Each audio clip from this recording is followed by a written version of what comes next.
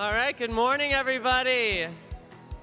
Welcome to StageX. If you're still coming in, please grab your breakfast, come on in, take a seat, settle in. We've got a really great morning program for you. So thank you all for being here with us bright and early. Happy final day of the summit. I hope everybody's been enjoying their time in San Diego. We're really glad to have you here. And we're going to be kicking things off strong this morning. We've got a panel of top mayors with us this morning. We're really excited for this conversation. I'm going to be turning things over to our first moderator, Emma Bloomberg. Emma is the founder and CEO of Murmuration, which is a nonprofit that equips community organizers with the data and tools needed to drive greater local levels of engagement. She was previously chief of staff at the Robin Hood Foundation, and she's, of course, daughter of the New York City mayor, Mike Bloomberg, so she's very well equipped to handle this conversation. She's going to be joined here up on stage by Donna Deegan, mayor of Jacksonville, Florida. Yeah. Randall Woodfin, mayor of Birmingham, Alabama. All right, Birmingham's in the house. And Mike Johnston, mayor of Denver, Colorado. All right, yeah, let's hear from Mike, yeah. All right, we're really excited for their conversation, so without further ado, here to talk about creating change in their respective communities, please give it up for our very first panel.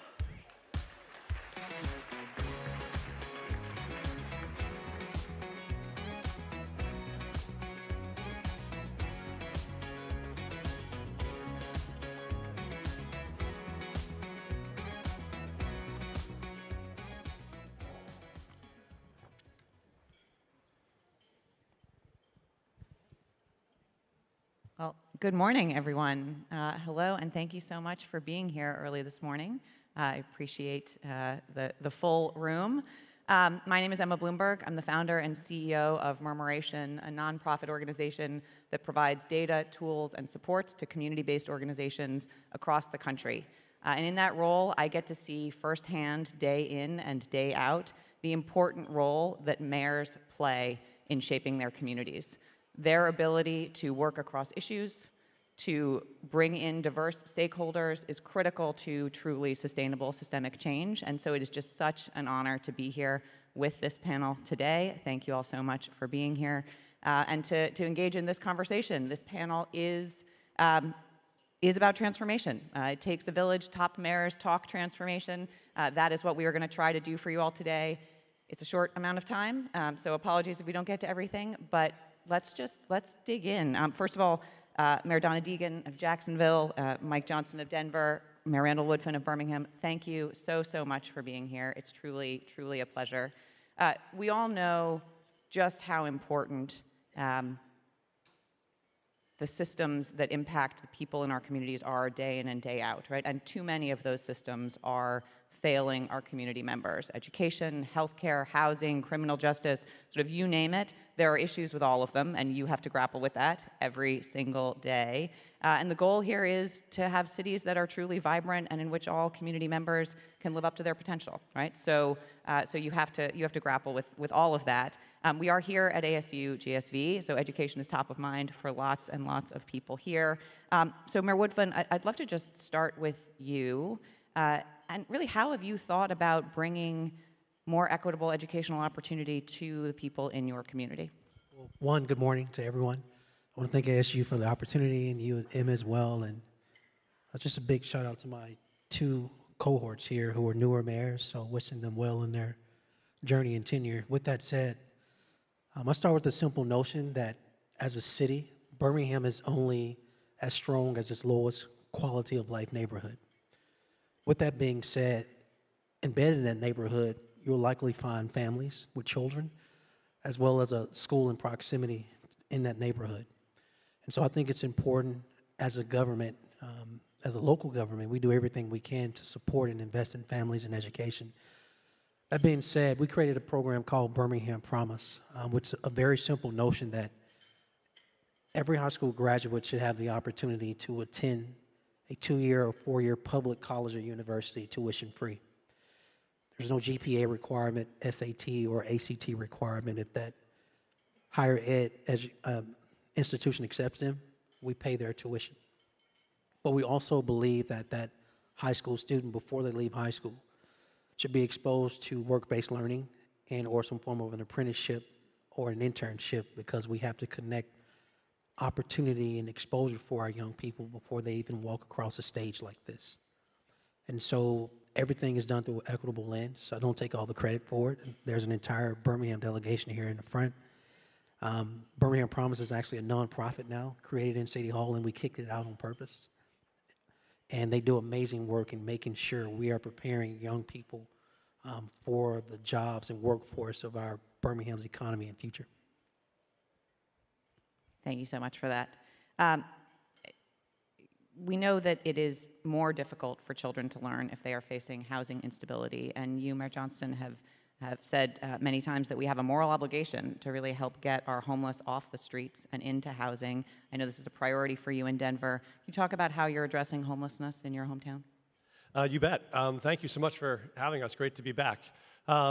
And excited to come back to the education topic, too. I'm a former teacher and a school principal, so love that lens on this work. Yeah, I think we in Denver faced the challenge a lot of major cities see. I just got in office about 8 months ago, but one of the reasons I ran was Denver had seen about a 300% increase in homelessness over the last 3 years. We went from having about 400 people sleeping outdoors to more than 1,500. And our deep belief was this was actually a problem that was solvable. It was an intersection of lack of access to housing, lack of wraparound services, and so we went about setting an ambitious goal. The first day I came into office, we declared a state of emergency and said, could we actually get 1,000 people off the streets and indoors in the first 6 months of our administration? And to benchmark that, I think previous administrations had struggled to do this. It took about 3 years to pilot 40 units to do a tiny home village to support young people and families. And so we knew this was going to take a much broader scale. So we went about with the theory you had to bring on many units, you had to bring them on quickly, you had to bring them on affordably, and you had to bring them on in community. And so we brought on 8 different either hotels or tiny home villages. And we knew we had to have units that offered dignity. So they were, everyone had a locked door, it's heating, it's air conditioning, it's access to bathroom, shower, kitchen. It's not the congregate shelter where folks live on the floor and gym floor with a pad. And we then would go to encampments, and we were able to take an encampment of 50, 100, 150 people and be able to close those encampments and move all those people from the street into housing on the same given day. So starting in November and December of last year, we were able to close the 12 largest encampments in the city before the end of the year, move 1,135 people off the streets and indoors, and as of today now, more than 92% of them are all still successfully housed long term. And I think key for us is each one of these sites, thank you,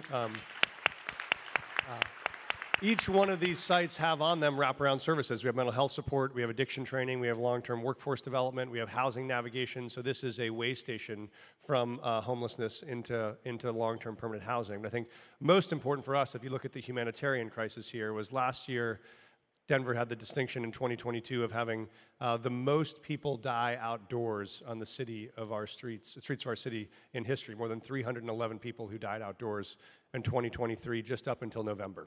That was a record in itself.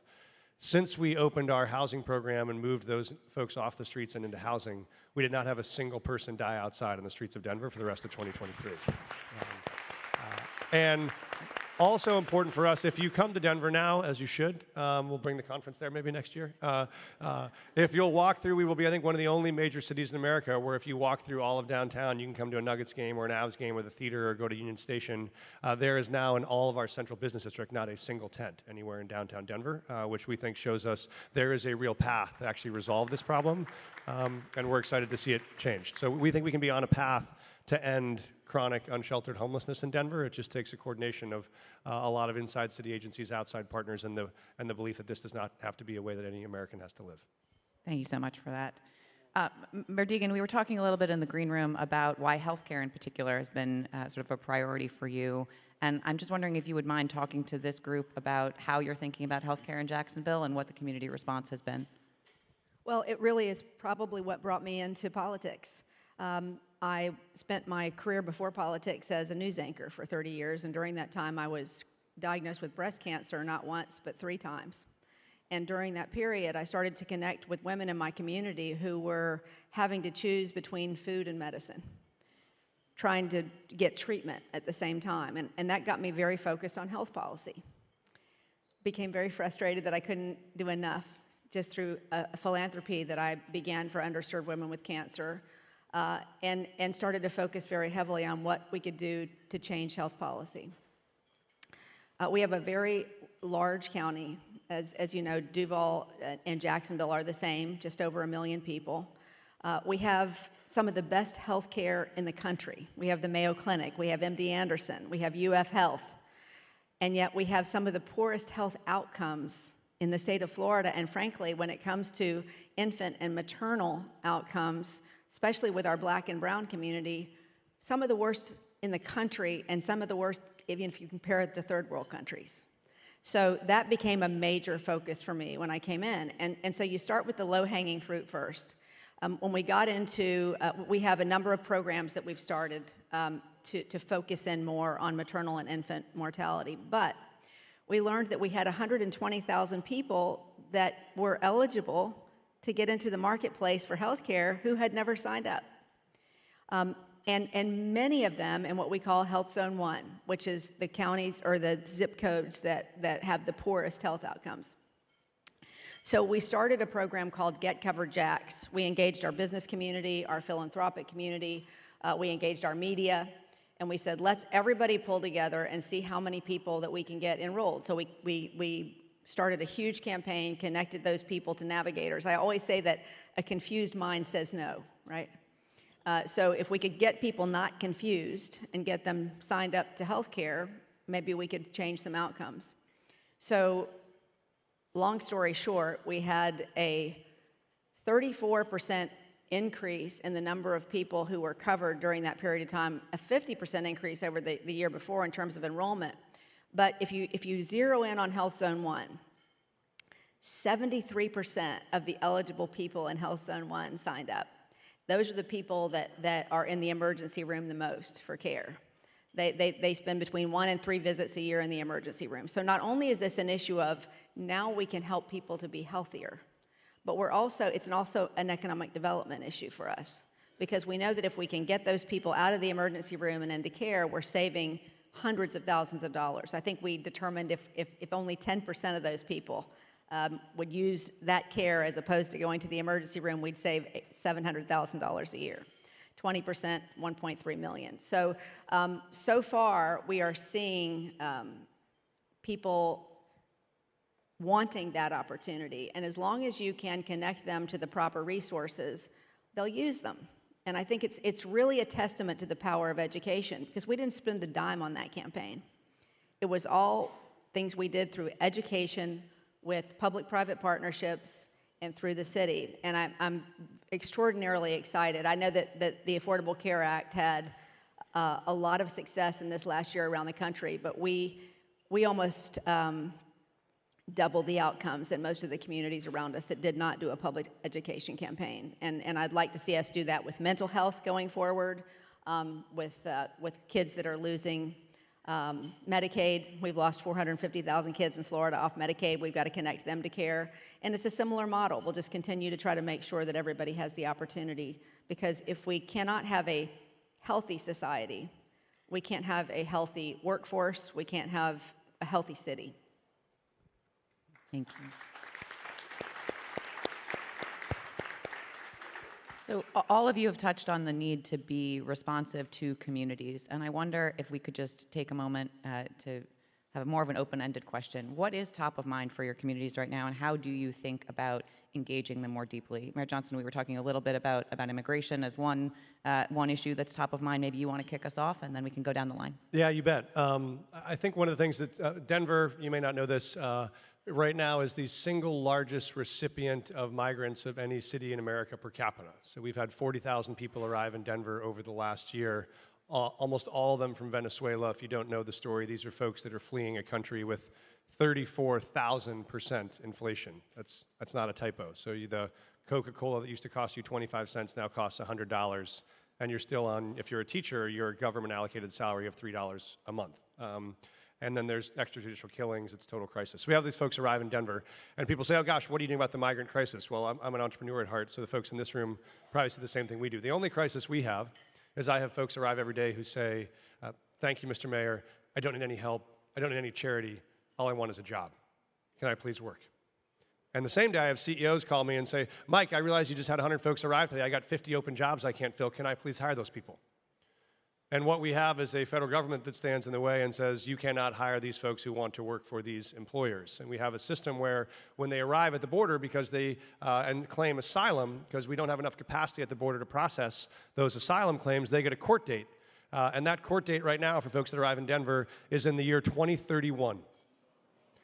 And they cannot work until that court date. So you've arrived in Denver, you have a 7-year wait, and you can't work. I will say, Secretary Mayorkas has tried to fix this. He offered work authorization for folks. That is why he's facing impeachment right now. And so that's a whole different Oprah. But I would just say that what we know is there is a way to solve this. So what we did in Denver is said, if you're someone in this room, you're saying, that sounds like an opportunity. This is an incredible talent pipeline that's looking for work. What can we do? And so we just stood up the first in the country, we're calling an asylum seeker program, which is an opportunity for someone who is coming with no path to work for us to proactively apply for asylum, get them access to housing and food where they can support themselves, and then put them into a 6-month workforce training program where they will be able to identify verticals where they're interested. We partner with local businesses. They get English language skills, digital literacy, financial literacy, and then we partnered them with a work experience where they get on-the-job training. They can get certification, they can get skills. So at the end of 6 months, after we proactively apply for asylum, they can receive work authorization. Then they can enter immediately into the workforce where we have dramatic shortages of jobs in industries like everything from early childhood education and childcare to hospitality to construction to you name it across the perspective. So we think this is an opportunity to take what feels like a crisis in the country and actually make it an opportunity, which is how do we find folks who want to work and get them connected to work.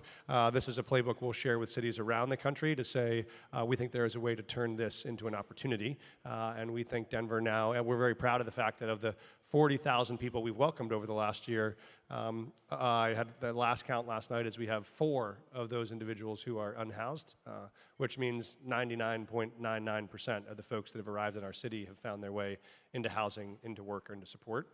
We think this is a problem that if the federal government can't solve, the mayors can solve one at a time to make sure we turn what could be a crisis into an opportunity. That's great.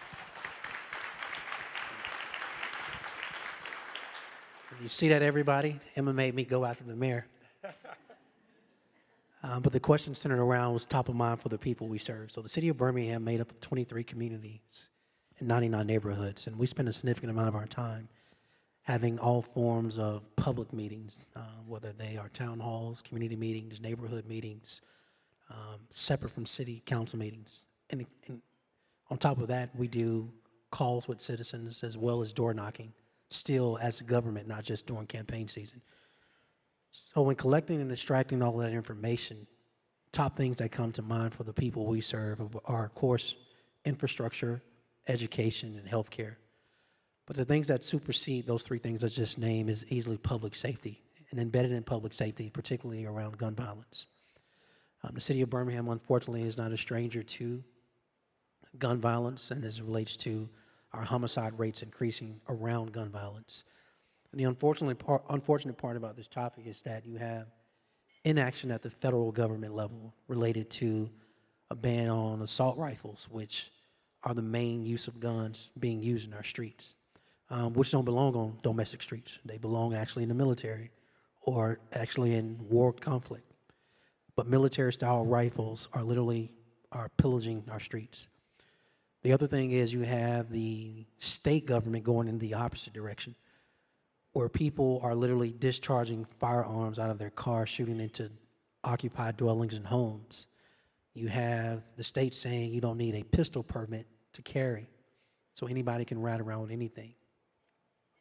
And so then everybody locally looks at the mayor and says, well, what are you doing to keep us safe? Well, we have to get creative. And what we found is you can't police yourself in isolation out of gun violence. If there's a toolbox related to addressing public safety, and particularly gun violence, you have to have law enforcement as one tool, but the other 2 tools you need are re-entry efforts as well as prevention efforts. So we spend a significant amount of our time in partnership with local organizations. How do we help people who have transitioned out of prison to make sure they don't get back in the streets and commit the same type of crimes that got them there in the first place? And then on the prevention efforts, we spend a lot of time literally around not just how do we support more mental health for our young people, but also investing in a robust curriculum around conflict resolution, reminding young people that conflict will always be with us, but how you respond is extremely important. And there are other means and ways of resolving your conflict than picking up an actual gun. In addition to that, we provide a host of other prevention efforts where we're literally trying to teach not just young people, but adults, particularly young people who are locked up in state custody, the thing that got you in here, when you get out, there are other opportunities. And so we try to amplify that with job opportunities and, again, more exposure, not just for those who are in high school, but for those who may have gotten themselves in trouble, but they don't have to stay on the same path of trouble that leads to them either being killed or killing someone. And so this issue is very top of mind to folk locally, but it's one we spend a lot of time trying to address and be on the creative solutions end of solving and decreasing gun violence.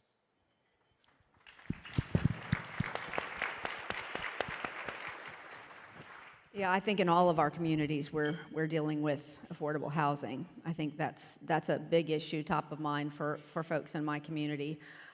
We've begun a number of programs, pilot programs, to deal with that issue. One of the things that I did when I first came into office, because we have such a large community, and we have a large urban school system. A lot of folks feel like they're not heard. And one of the things that when I came in is I said, I want to go on a listening tour to make sure that people in every council district around Jacksonville, which is vast, 850 square miles is how big Jacksonville is, largest city in the country by land mass. Let's go to each council district and listen to what are the issues that are top of mind. There wasn't one council district where I didn't hear about affordable housing. There wasn't one council district where I didn't hear about education. There wasn't one council district where I didn't hear about the need for more economic development in their neighborhoods. So I'd say those are the things that we've been mostly focused on. Some new programs we put into place. In fact, one, I'm really excited about public-private partnerships. I think that's just the key to just about everything. So we have engaged our philanthropic and business community. I have proposed a $10 million investment into an affordable housing fund. We are going to get $30 million committed through various entities in our private sector, and the upshot of that is we'll end up with a fund of about $120 million over time that will provide a lot more affordable housing. We simply haven't invested in it in Jacksonville. In the meantime, we have some rent assistance programs. We've created some homelessness prevention to keep people in their homes. But beyond that, I think we've turned a lot of our attention recently to the education issue, because one of the problems we have in a large urban school system is that we have several zip codes in which our kids are really having a difficult time with literacy. And what we know is that's an economic development issue. It's a crime issue. It's a quality of life issue. We had less than half of our kids that read at third grade literacy. That's a problem for their futures. We know that kids are going to do better if they can read at grade level. So we engaged the entire community in the process of a literacy program, encouraged the entire county and the entire city to download an app called Beanstack and log 20 minutes of reading a day, whether parents are reading to their kids or kids are reading by themselves. And I went on a huge tour of all the area schools and read to kids and got them engaged. We had a big kickoff. But the bottom line is we set a reading goal of 300,000 minutes for the year. And we blew past that in a month. And so we've reset the goal to 1 million reading minutes. And we're already several months into the year over 600,000 minutes. So yeah, I'm really excited about that because for a number of reasons. One of the things I desperately wanted to do when I got into office was make people believe again that their government wanted to work for them. The people in those areas of the city that very often are left behind. In a consolidated government, you have areas that are often left behind. And we've gotten those communities so engaged. And I went into a school the other day, and a little girl said to me, she raised her hand, she said, "Mayor, I have a problem." And I said, "What's going on?" She said, "I think that this school across the way over here is cheating." And I said, "Well, what makes you believe that?" And she said, "Because we started our program on Beanstack a month before they did, and they already passed us, and I think that's wrong."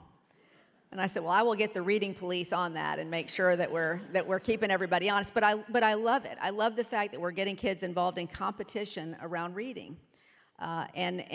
We've given away thousands of books and backpacks, and the business community has adopted schools to keep it going. And I just feel like the more you can engage your entire community around any issue, whether it's housing, whether it's literacy, whatever it is, whether it is economic development for areas that haven't received what they need, that's what we have been trying to do, is put together those partnerships that ultimately allow us to be successful. Thank you so much for that, and thank you for bringing us back to the issue of education. I'd love to dig in a little bit. Sort of a through line that I've heard from all of you is economic opportunity, and we know that without high-quality education, there is no economic opportunity. So would you mind, maybe we can come down this way this time, but could you build a little bit on some of the work that you've been doing in education, but with the perspective of the economic opportunity for people in Jacksonville, and then we can move on down? Yeah, I mean, I think if you cannot have people reading at grade level, then they're not going to be successful. We know that 70% of the people in our jail are people who cannot read at grade level. So it's an economic development issue that way. But beyond that, what we're trying to do to connect people to economic development opportunities is we're creating partnerships across the city for the opportunity to connect students to our target industries. That's one of the things that we're very focused on. There are a number of programs in that regard. We also recently, this is an interesting story, we had a neighborhood in one of our underserved areas that was very upset that another space was being turned into a liquor store. A lot of liquor stores in this one area. And they complained to the city. I know it's zoned that way, we don't want it. So we went in, we bought the building, and we turned it into a small and emerging business center and an innovation center for the community.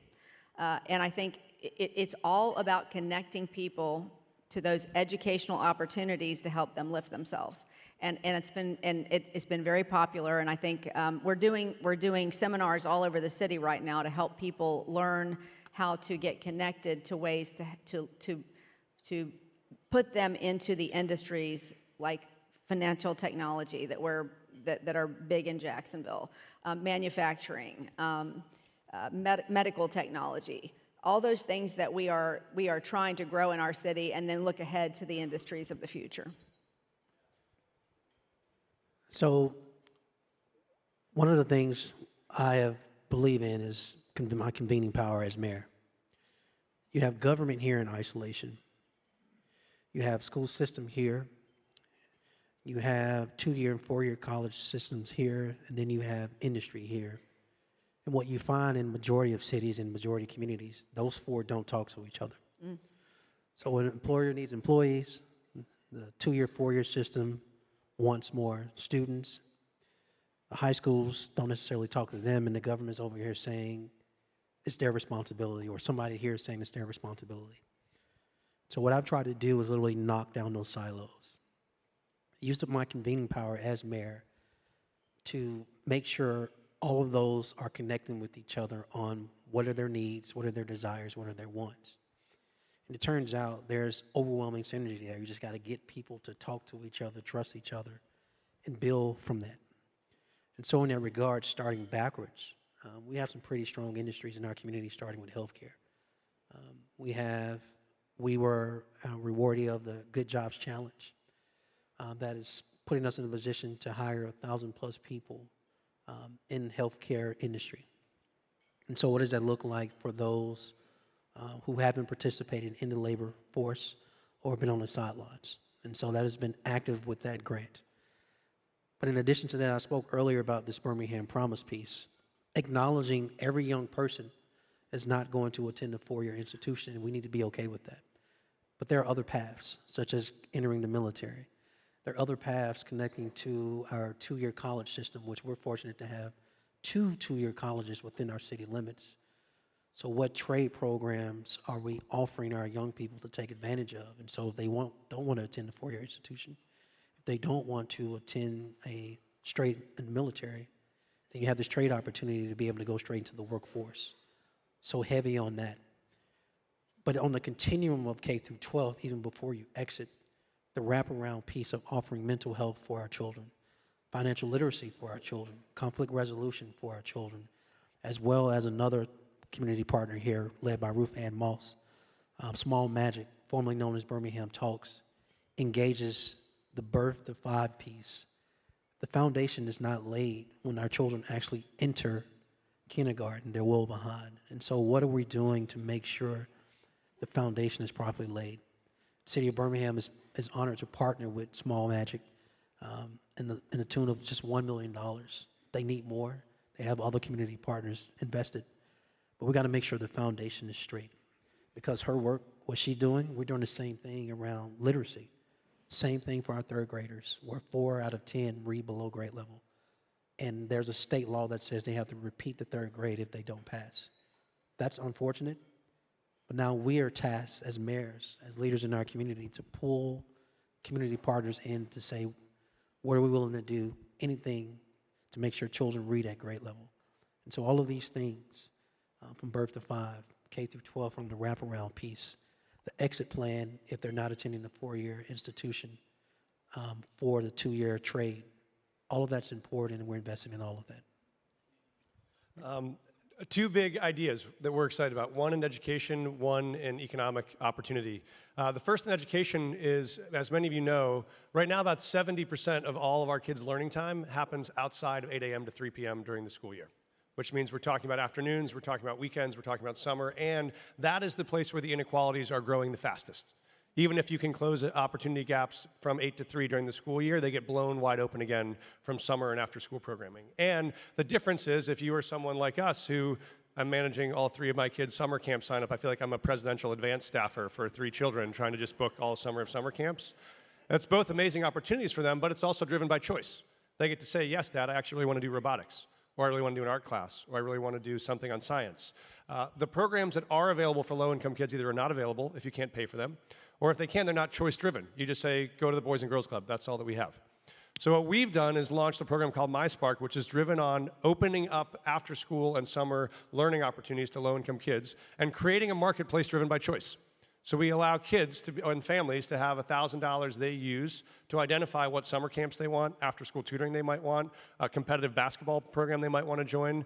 Nonprofit providers can join that platform. They can compete on that platform. And instead of giving block grants to organizations kids might never want to go to, we actually let kids decide where they want to go. We think this can transform the out-of-school time industry into one that's actually driven by outcomes and by choice. The second is, we want to be the first city in Denver that is both the hottest growing economic engine in the country, which we are on a path to be. Actually, one of our local startup tech companies is IPOing on the New York Stock Exchange tomorrow, Ibotta. We also want to be the place where, while we are growing tech jobs and high growth jobs quickly, it is also a city where, when you drop your kid off to the 2nd grade, that teacher who you give your child to can also still afford to live in the neighborhood where you live. And that is the crisis fast growing cities are facing. So we are aligning these incentives, which is how can you develop more and add more housing, but how can you do it in a way that actually builds wealth and ownership in the communities that are otherwise going to be displaced or be gentrified.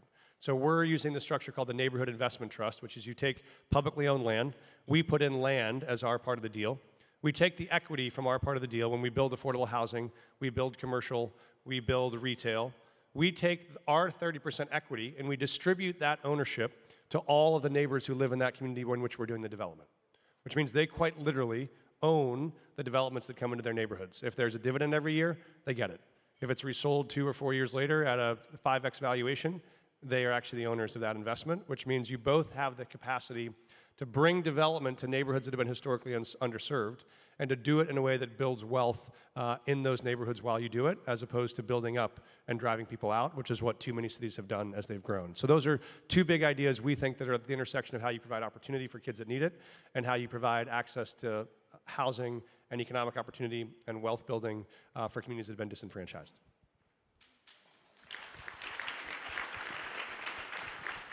Thank you so much. So we, as you can see from the clock, we are almost out of time. But I'd love maybe 30 seconds apiece on what one thing is that you want the people in this room to know about the change you're trying to affect in your city, and about how they can be helpful. Well, for me, I'll just say it comes down to unity. It's what I ran on. bringing everybody in, creating a city that actually works for everybody instead of just a handful. And that comes with exactly what you said, Mayor. It is you have to break down the silos.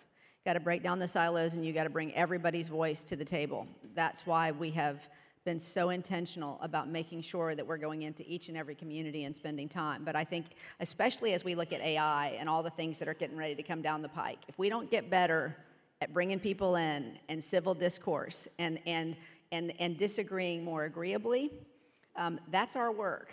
I think we have got to be the leaders in that space, or I think we're in trouble. Thank you, Mayor.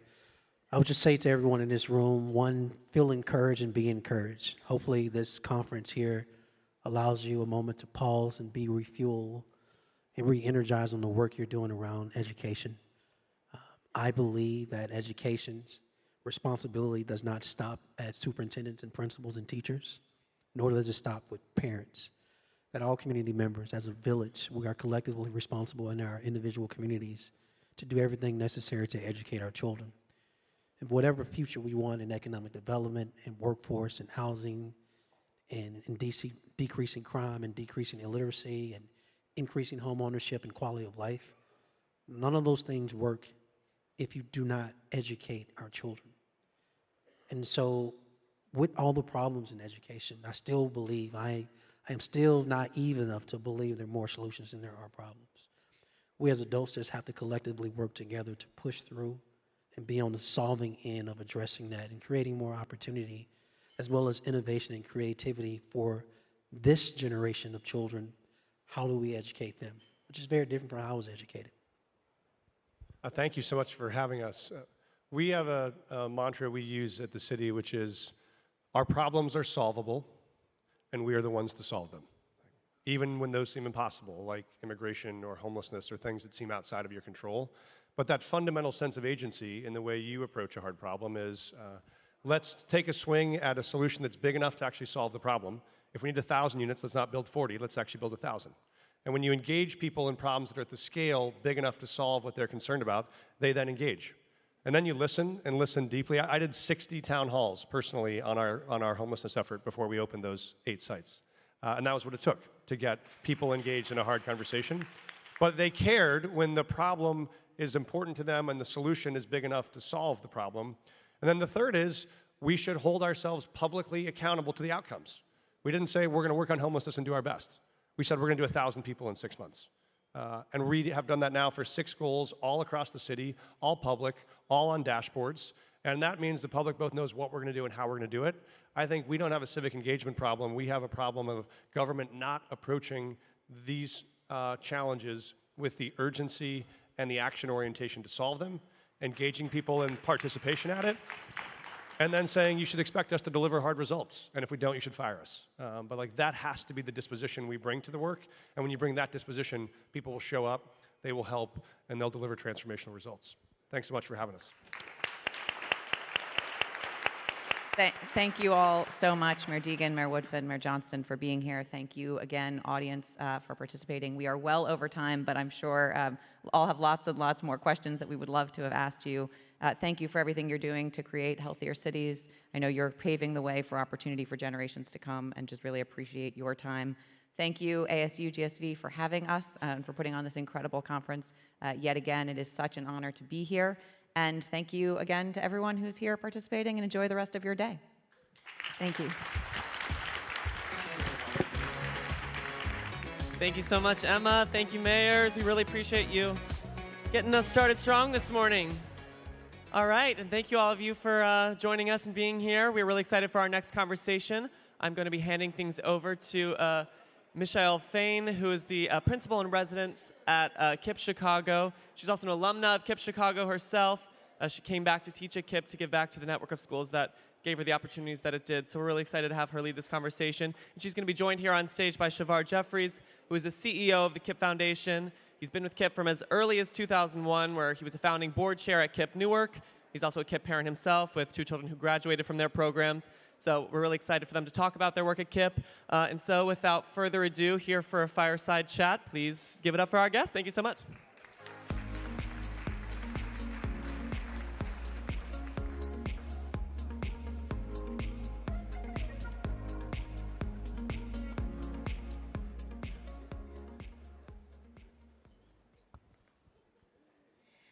Good morning, everyone.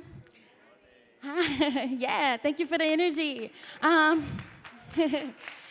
I cannot believe I'm about to say this. A lot of my students back in Chicago are watching right now, and I told them I wouldn't tell them my real name until they were 18. So, but hi, my name is Michalle, or Mimi Fain. I'm a principal in residence at KIPP 1 Primary, located in Chicago, Illinois. And I'm excited to be here today with all of you and being able to converse with Mr. Shavar Jeffries, who is our KIPP Foundation CEO. How are you doing today? I'm doing great. I'm so happy to be here with you and everyone else. Yeah. So something Shavar and I have in common is that we have both been champions for KIPP. We have both worn many different hats.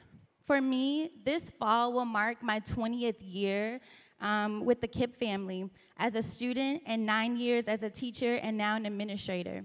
Shavar, you have had 2 children who have attended and graduated from KIPP.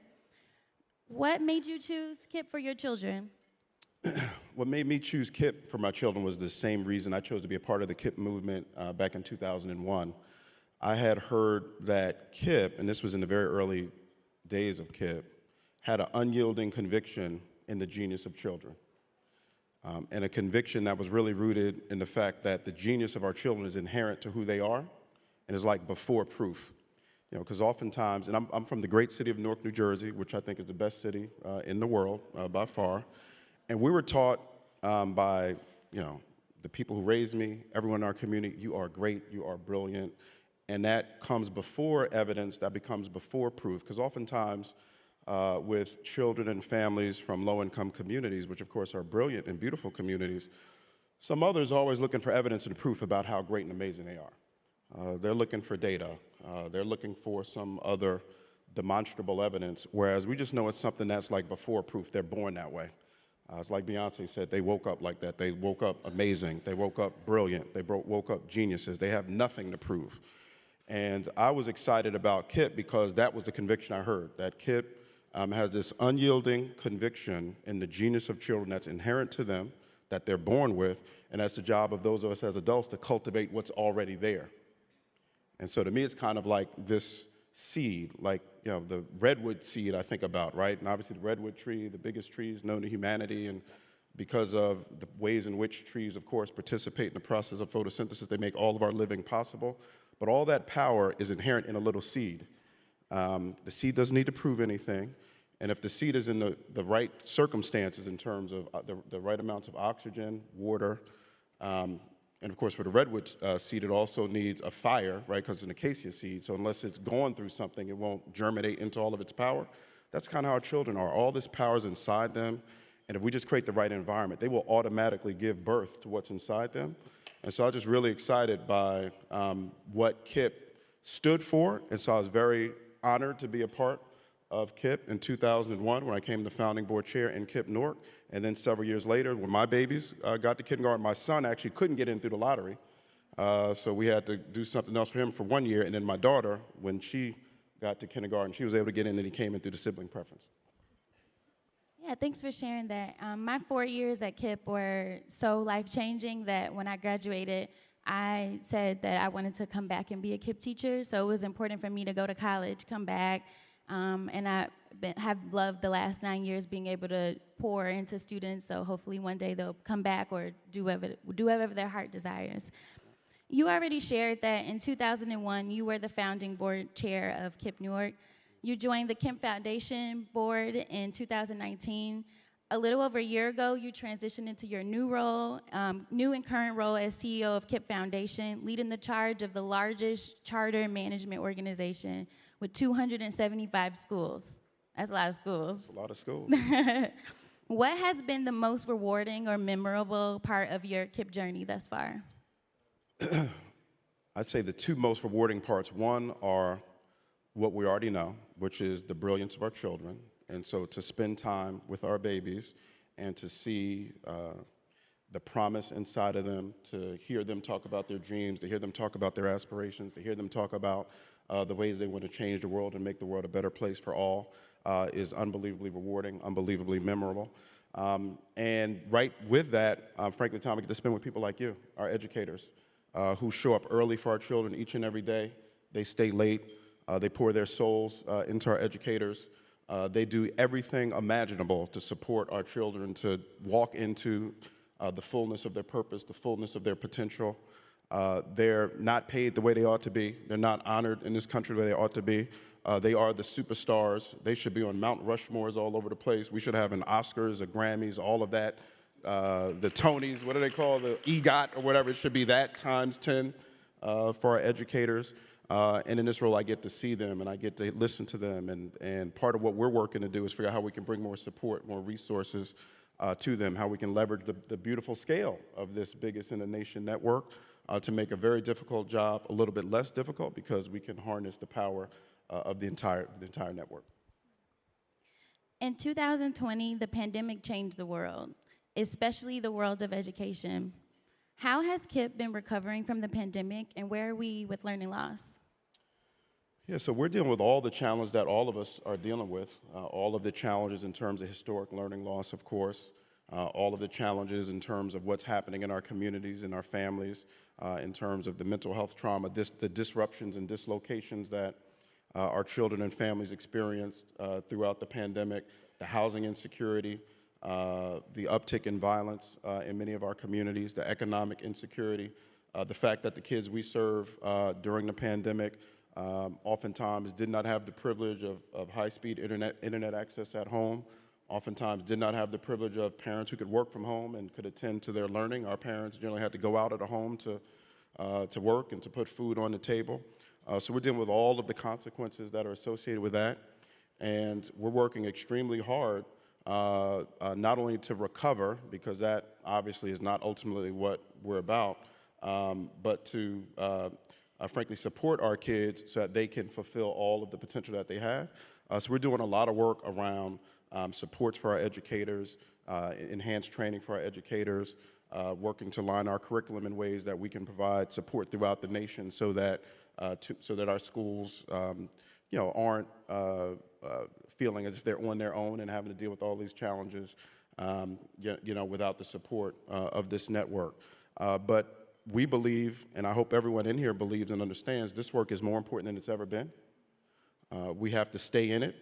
As long as our children show up in schools, we have to show up and be ready for them and be ready to support them and cultivate them and develop them.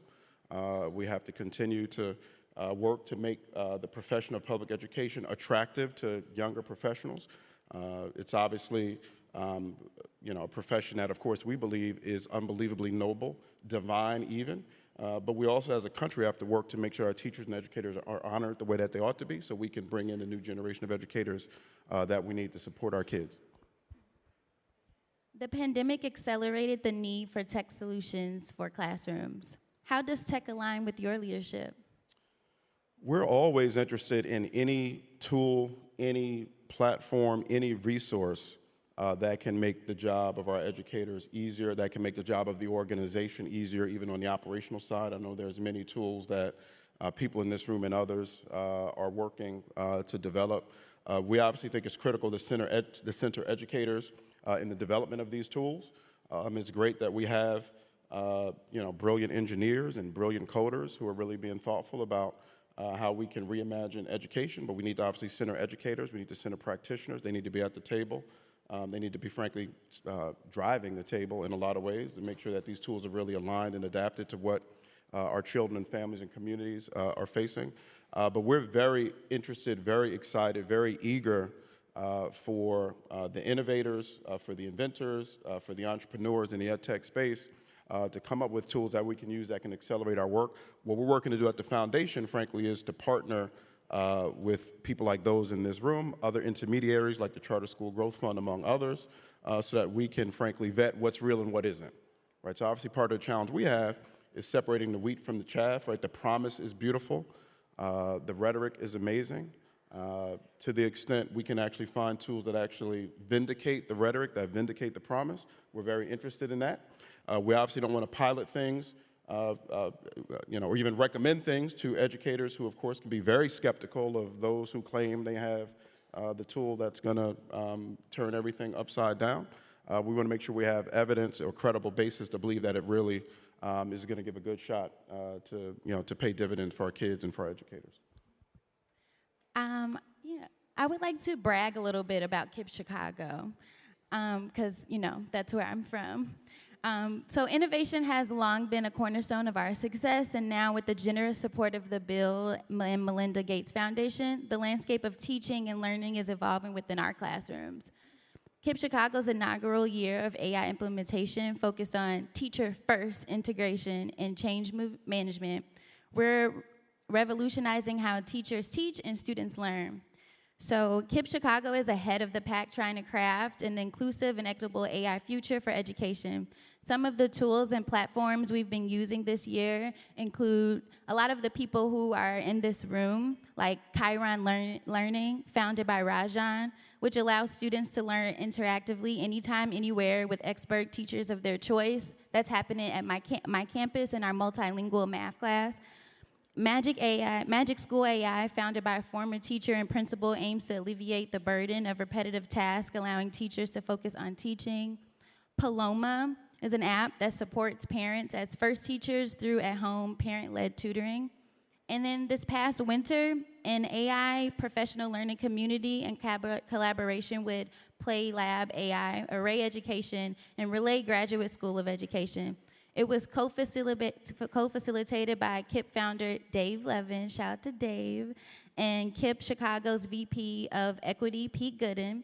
This community empowered our region to drive AI innovation in K-12 education.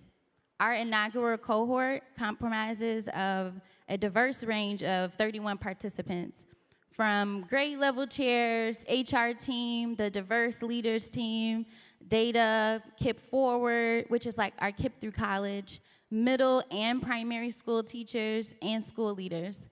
So together, we're crafting an inclusive, equitable AI future for education. So that's what we're doing in Chicago right now. Thank you.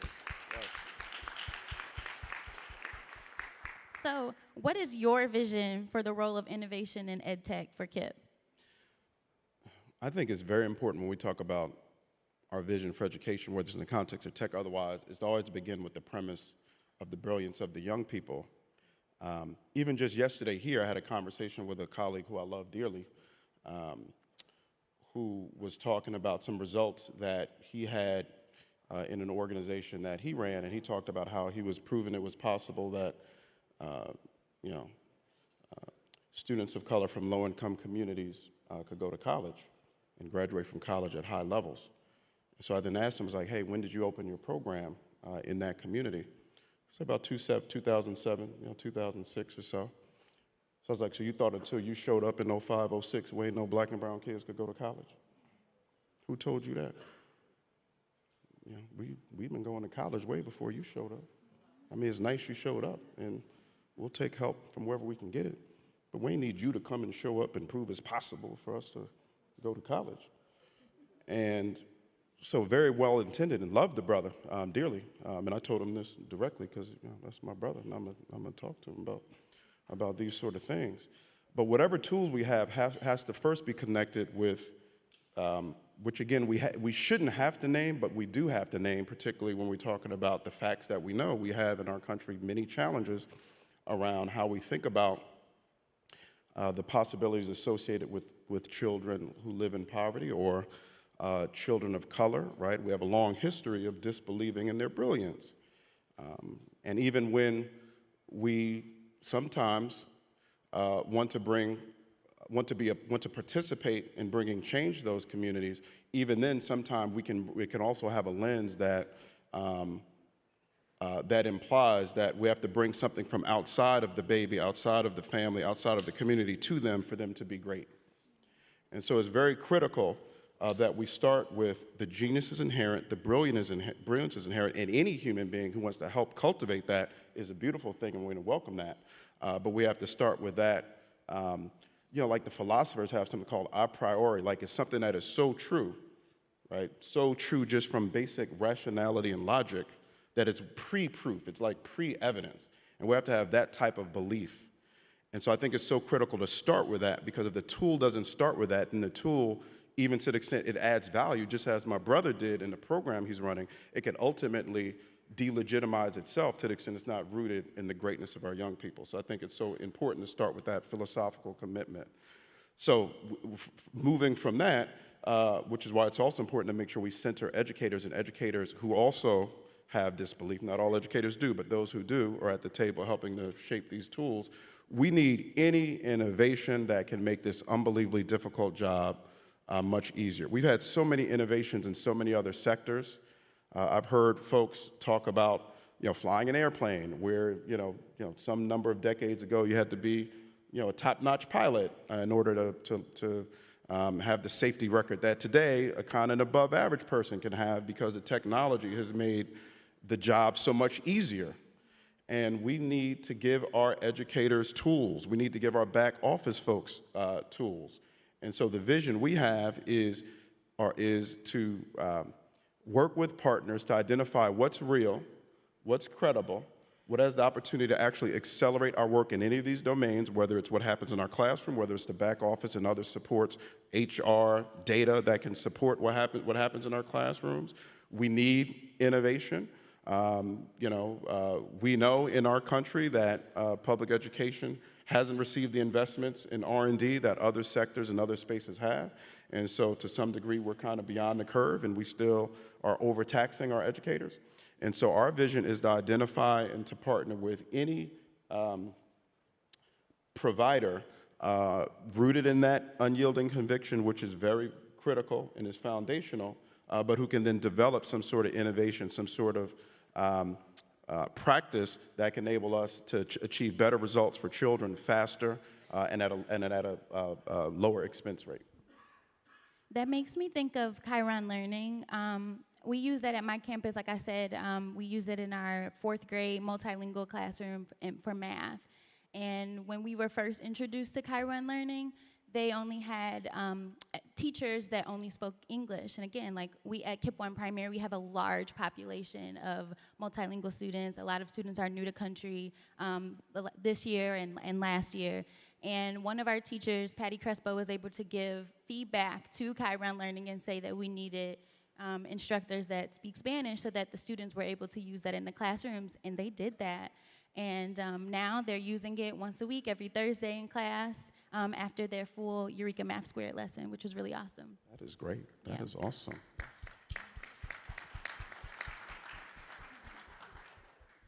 Are there any new KIPP initiatives coming, EdTech partnerships that you would like to share, anything like that?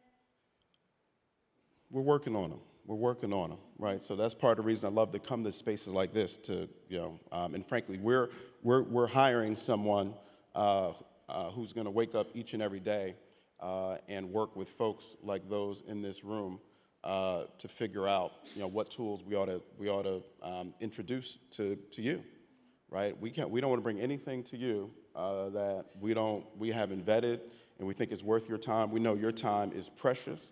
You have no time to waste. And so we want to make sure that it's something that's going to be worth your time. But we're interested in a variety of different areas. I mean, there's obviously all type of potential innovations out there from many programs that, we're having conversation with folks about that in the math space that can, whether it's the, tutoring to support young people, whether it's tools that enable teachers to differentiate in real time, where almost each kid gets a kind of moment-by-moment syllabus based upon where the kid is at any given point in time. There's obviously innovations around helping to support scheduling, which obviously could take a lot of the burden off a lot of our educators. There's back office tools that our team is exploring on the operational side, on the HR side, to make our work much easier. And so we're having conversations across all these different domains, and really excited to see what's going to work and what might make a difference for us. Well, I just want to take the time, as a KIPP alum, to be on the stage with you. Just thank you so much for. Yes, I'm serious. Yes, I'm honor is mine when I get back home. Oh, stop it. Stop it. But I just want to say thank you so much for chatting with me this morning. This was a pleasure to do with you. The honor is mine. You are doing the most important work of, frankly, any set of human beings. In our schools, leading our schools. We got to do better than that for her. As a soon-to-be principal, leading a school, waking up each and every day, the honor is mine. You know, my job and all of our jobs is, frankly, to figure out ways we can support you. You're doing the work. We appreciate you. We honor you. We love you, and we thank you. Thank you. I appreciate that. Thank you, guys, everybody. All right, thank you so much, Michalle. Thank you, Shavar. Really appreciate your time. All right, you guys, we've come to the final conversation of this morning program. We're really excited to bring out our next guest. I'll be turning things over to Julia Rosen. Julia is the Vice President of Global Academic Initiatives at ASU, and she will be joined on stage by Frank Bruni. Frank is a prominent journalist and best-selling author who served as a staff writer at the New York Times for over 25 years.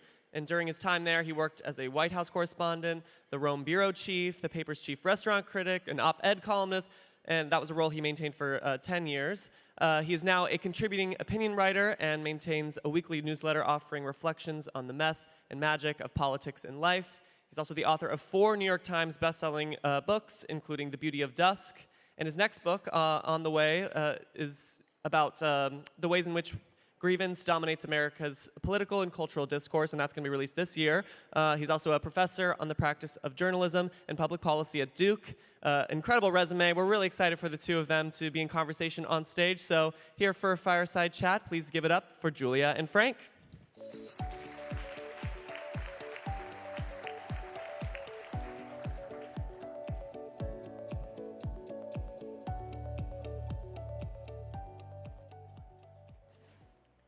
Good morning, everyone. It's so exciting to be here on the final day of the 15th year of the ASU GSV Summit. So give you guys a hand, because this is the hardy group, the ones who have true endurance and resilience. So congrats for being here. Frank, it is such a pleasure to be interviewing you, because I'm a total fangirl. And I want to start, I know, that's okay. You have a lot of, I'm sure there's a lot of fans. Better than the opposite, right? Definitely. But in 2015, you wrote a book called Where You Go Is Not Who You'll Be, an antidote to the college admissions mania. So to me, that's like the best book title, because it kind of gives the whole thesis in the title. Yeah, you don't have to read it after that. Exactly. I feel like I just did just in case.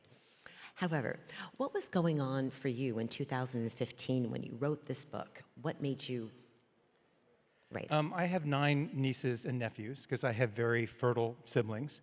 And the eldest of them was applying to college that year. And I couldn't believe the tortures of the damned that she was going through. And I couldn't believe them because I'd grown up in a family where getting into an exclusive college was everything, where we practically recited the schools in the Ivy League after grace at dinner every night. My mother's entire goal in life was to have stickers on her back windshield that shamed all the other neighbors, you know. She would go around reading the stickers off other people's station wagons and commenting on how good the parenting had been, right? So It's all about her. right, so I didn't think things could get crazier than that, and I watched my niece go through it, and it was utterly, utterly insane. And I thought about decades in journalism and all the successful people I'd met and interviewed. And I kind of did an inventory in mind. I thought, I cannot tell you they all went to schools with an acceptance rate of under 15% or 10%. And so why does this younger generation feel like the exclusivity of the school they get into is going to predict the entire arcs of their lives? And I felt it was wrong, and I wanted to disabuse them of that notion. One other thing happened, which I want to mention too, though. I taught at Princeton for a semester, wonderful school. I had a good experience in many ways. I taught a food writing seminar, and because that sounded great to students, 48 students applied for the 16 slots. And they were all told they had to give a writing sample, they had to write a letter about why they should be in the class. And I remember the night that I read all 48 of those letters, and they were really, really good. I chose the 16 students almost at random. Semester began. Halfway through the semester, I got the latest round of papers back from them, and I thought, this is really weird. These papers are not nearly as good as according to my memory, as the letters that they submitted. I went back and I read the letters, and my impression was correct. And I started asking fellow faculty members about it. And they said to me, well, of course that's the case. These students are from a generation where they believe that the important accomplishment is breaching an exclusive sanctum, not what you do once you get inside the room. And that's the other reason I wrote that book. I'm surprised you didn't ask them to cook something for you. I don't know about their kitchen skills, you know? That's true. So obviously that was almost 10 years ago that you wrote that book, and a lot has changed. And you and I, in our previous conversations, you mentioned there were a couple of events that really helped change your view of higher education from then. One was your experience of becoming a professor now at Duke, and also the Supreme Court affirmative action decision. Could you talk about those two events and how that shaped your changing view of higher education? Well, I mean, I've been at Duke now for 3 years, and I believe in higher education as fervently as I ever did. I mean, I think college is a transformative experience. I wish we would talk about it in a less vocational way and more in terms of the way it prepares you to live in a diverse society, to be a contributing citizen of that society. But I feel that we have turned colleges so much into brand items. You know, it is very frequent when I sit in my office at Duke to see someone walk by, poke their head in, and it may be a parent and a student who are about to apply. And the way they talk about their desire to come to Duke with its acceptance rate of now 6%, right? I mean, these are insane. It's like they're talking about a handbag, you know, that is in short supply, that they want to purchase and wear. That distresses me no end, because the classes at Duke, the education itself is terrific, and I worry it's not what parents or students emphasize. I'm also still blown away by the randomness of this admissions game. I get to know my students pretty well, and everyone has a story about how they were rejected by some school with a 14% acceptance rate and then got into Duke with it 6%, and on and on. And young people feel like they can game this out. They feel like it is some objective measurement of their merit, and it's just not true, and I see that even more clearly now. So let's talk about parents. You mentioned your mom and how people measure themselves frequently by the accomplishments of their children. So you talked a lot about that in your previous book. And then the age of grievance, you also talk about how parents coddle their kids, right? Participation trophies, and how that's even made worse by universities who also coddle with things like trigger warnings. To what extent is coddling contributing or making even more insane this focus on admissions, and really more importantly, how do they produce students who are not able to agree or be with people that disagree with them? I think the coddling is a huge problem because it tells this generation that disappointment is the norm. It gives them the opposite message. It encourages the mindset that when something has gone wrong in the day, in the course, in the semester, in the year, that there might be someone else to blame for it or someone who should have protected them from it. Disappointment, failure, I mean, these are the mainstays of life. And I think we should be teaching students, young people, how to accept those things, how to move on from them, how to learn from them. And I think too often we give them the message that it is our job to insulate them from all of that. You know, I find myself being very careful in the classes I teach before a given lesson, before I assign a certain book, making certain apologies for it. I taught a course a year and a half ago in which we used a lot of movies. And I had to go back and think about those movies in terms of specific scenes that might be upsetting, and I had to kind of make sure students were warned about it. And on the one hand, I can see a logic to that. On the other hand, again, I'm giving the message that one can create a world for oneself that is completely purged of things that are scary, of things that are upsetting, of things that contradict what you believe. And that's not any world I know. So with other faculty at Duke, I mean, do you guys talk about this? Does everybody do the same thing? I mean, what kind of a discussion is going on among the faculty? We talk about it a lot, and I want to say, we talk about it in the sense of what can we do differently so that we're not completely changing the culture in a way that shocks them, but so that we're not contributing to it. I will tell you, on the flip side of everything I've said, I'm really clear. At the beginning of every course, the beginning of the semester, I tell students, I value viewpoint diversity. I'm going to bring in, via Zoom and in person, different guest speakers who span the political spectrum. And here's why I think that's valuable, and here's how I want you to react to them. And I have not had a problem.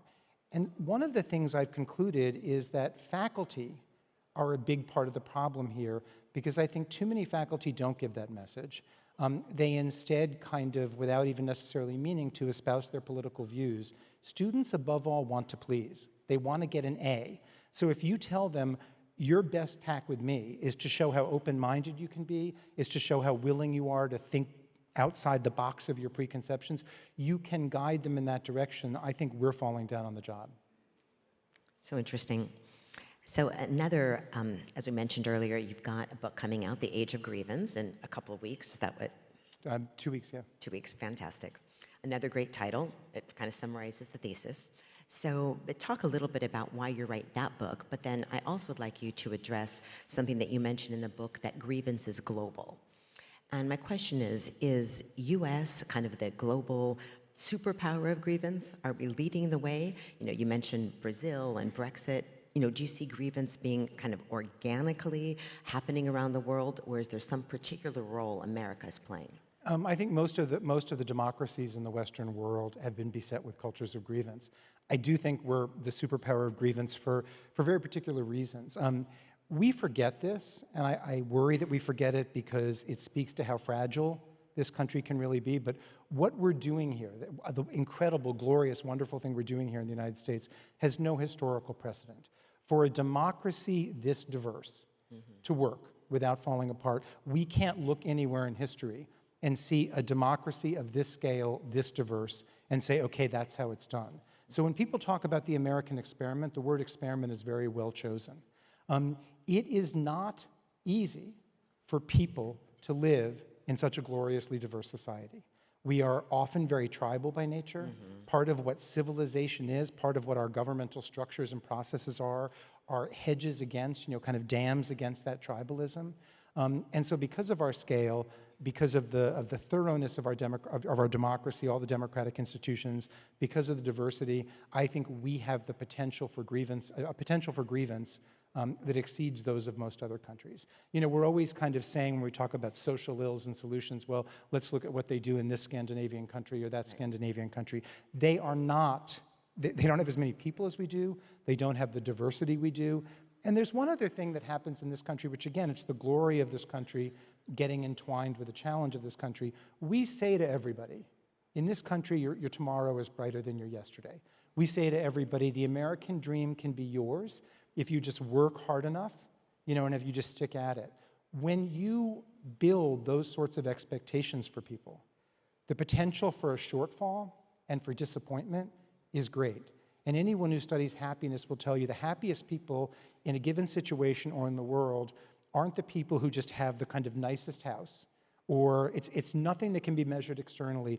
It's how their lives turned out vis-a-vis their expectations. And we're a country, and this is also, again, a great thing about our country, we create lofty, lofty expectations. So you write in the book, for America to work, you have to have optimism, which is kind of the point you just made. But polls show that 40% of Generation Zers said that the founding fathers were villains as opposed to heroes. And nearly no baby boomers thought that the founding fathers were villains. Kind of what are the consequences of that view to society? And then what does it mean to have generations that have such stark differences? Well, first of all, neither set of answers is the right one. Right? I mean, I think this is one of those situations where a middle ground is probably the healthiest and most truthful place to be. I do worry that we are losing touch with the best side of patriotism.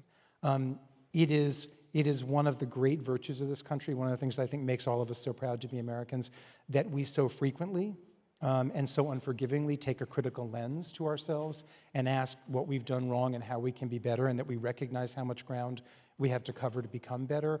But I think in recent years, in too many dimensions and places of American life, we've sort of decided, no, this is a sour experiment.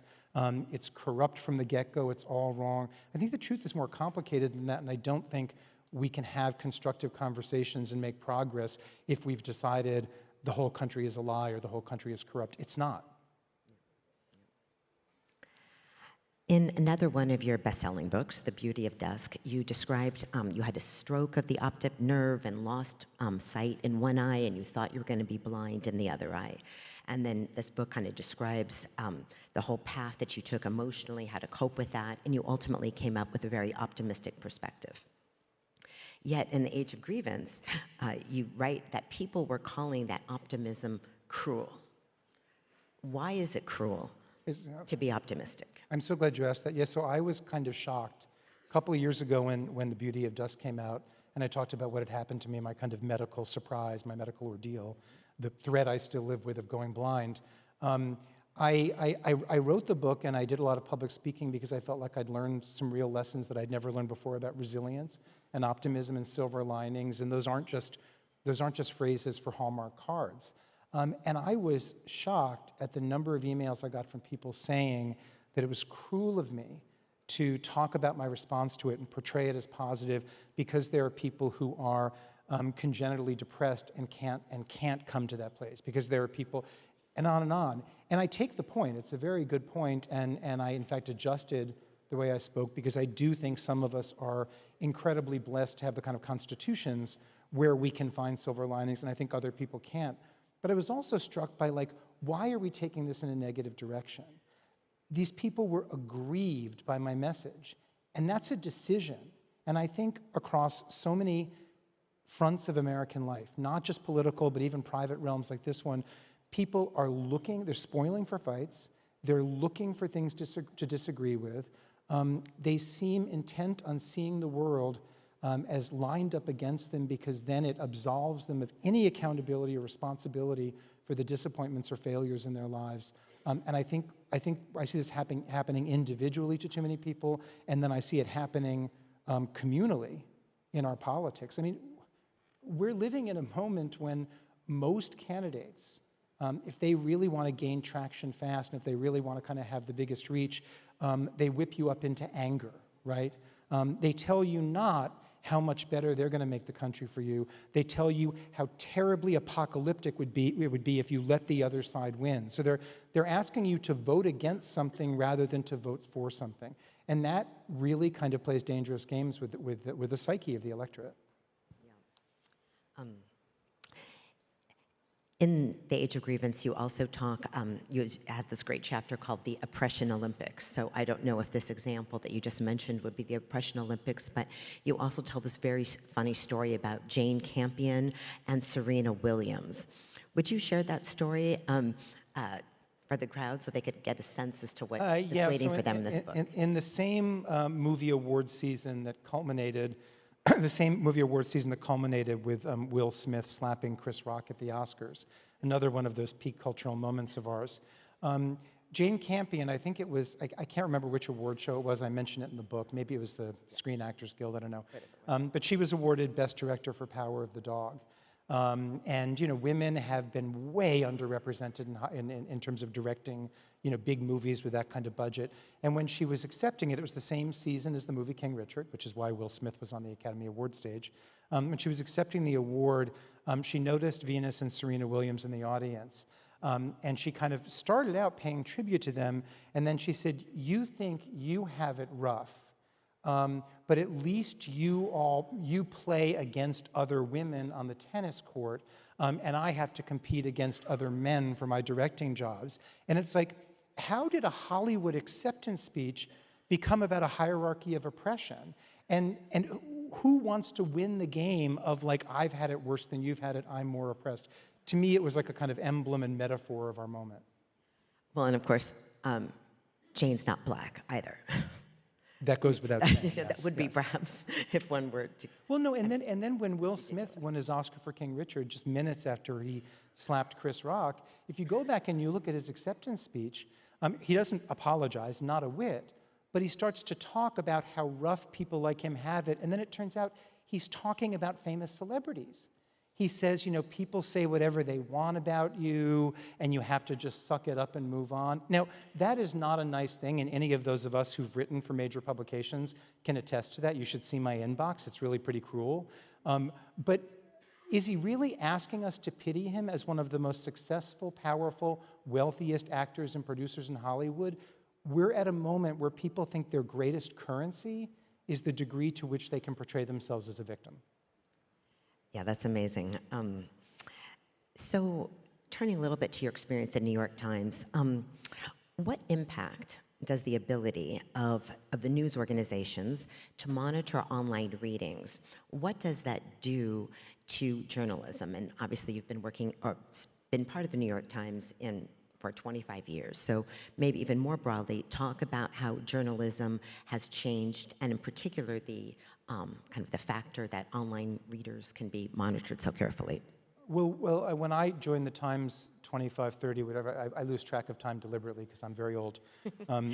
When I joined the Times, if they wanted to know what readers were doing, they had to convene focus groups. They had to do surveys. I mean, these really kind of blunt tools that yielded very inaccurate measurements. Now, if any of you are reading us online or pretty much any publication that has any resources, we know how many people click on a given story. We know how much time they spend with that story. We know whether they came to that story from a smartphone or from a desktop or from a Google search or from a social media prompt. We know all of that.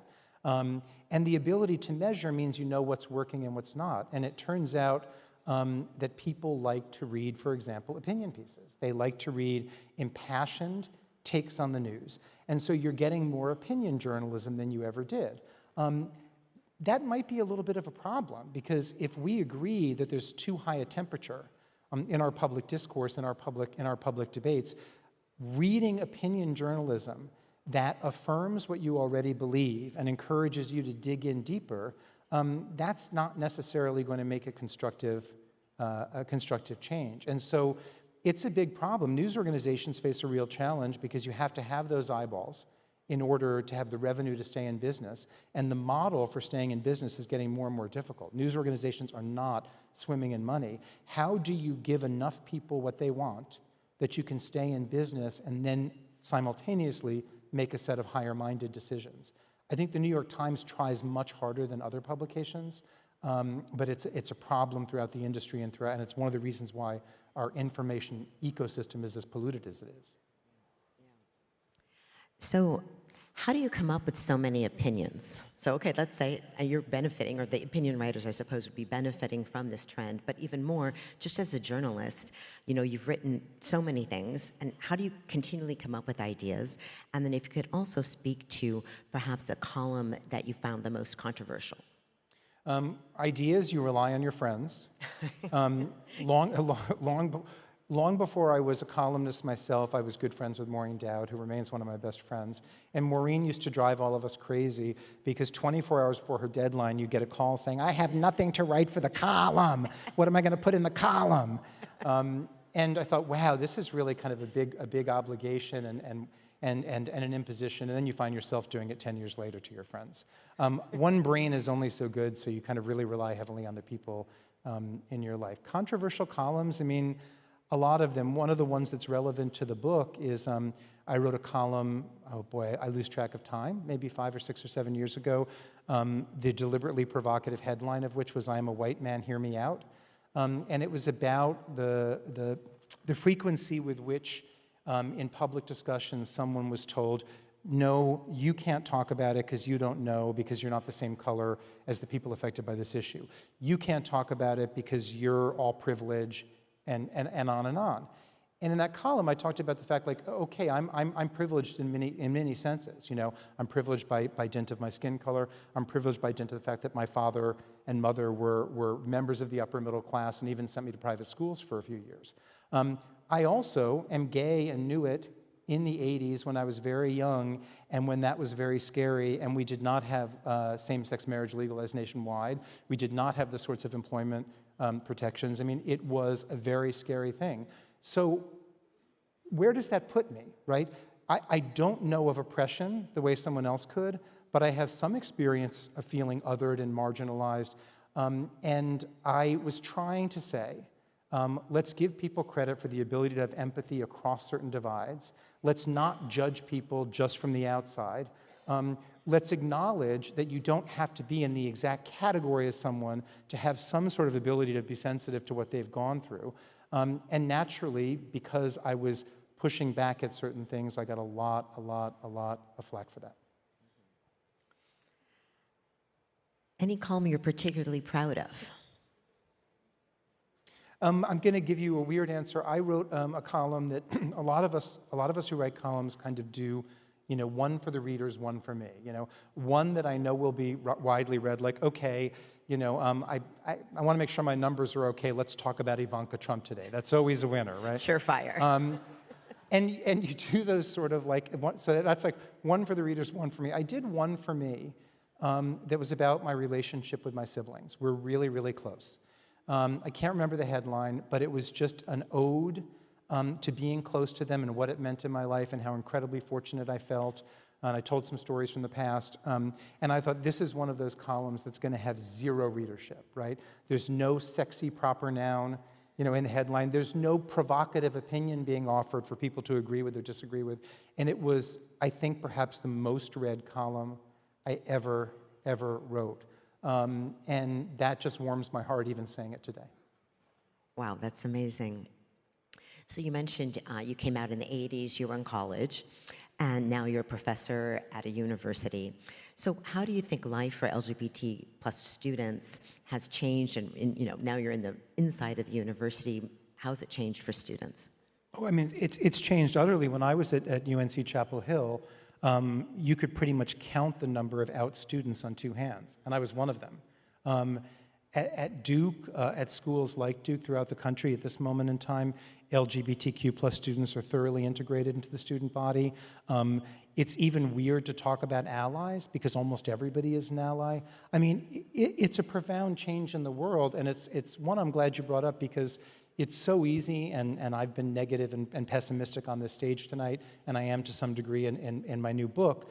It's so easy to kind of feel like things are unraveling and becoming worse. In the last 25 years, in the last 30 years, the revolution in the way Americans treat gay and lesbian people, I mean, it's incredible.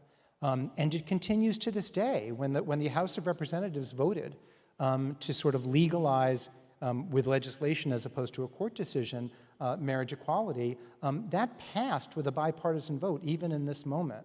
So we are capable of change. Social movements do work. And my students, my LGBTQ students today, are the beneficiaries of that.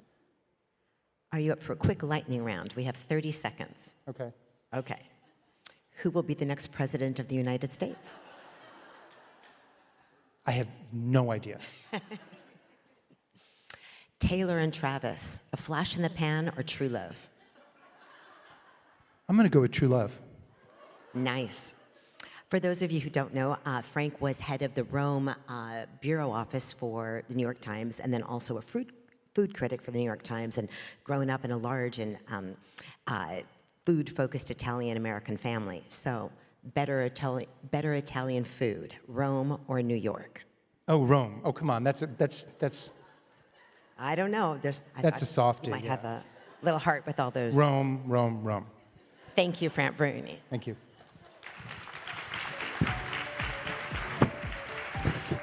Thank you so much, Julia. Thank you, Frank, for being here. Thank you, all of you, for joining us this morning. We really appreciate it. We will be back here at noon, so enjoy your time, and we'll see you back here very soon. Thank you so much.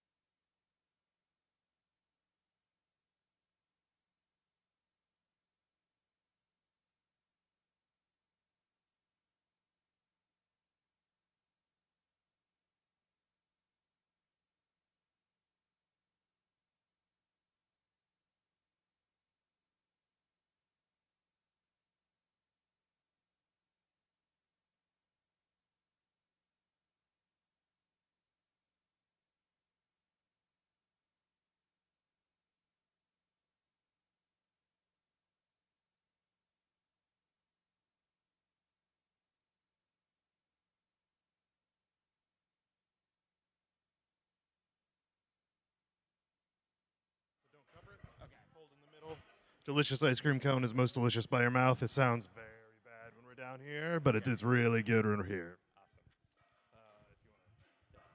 Hi.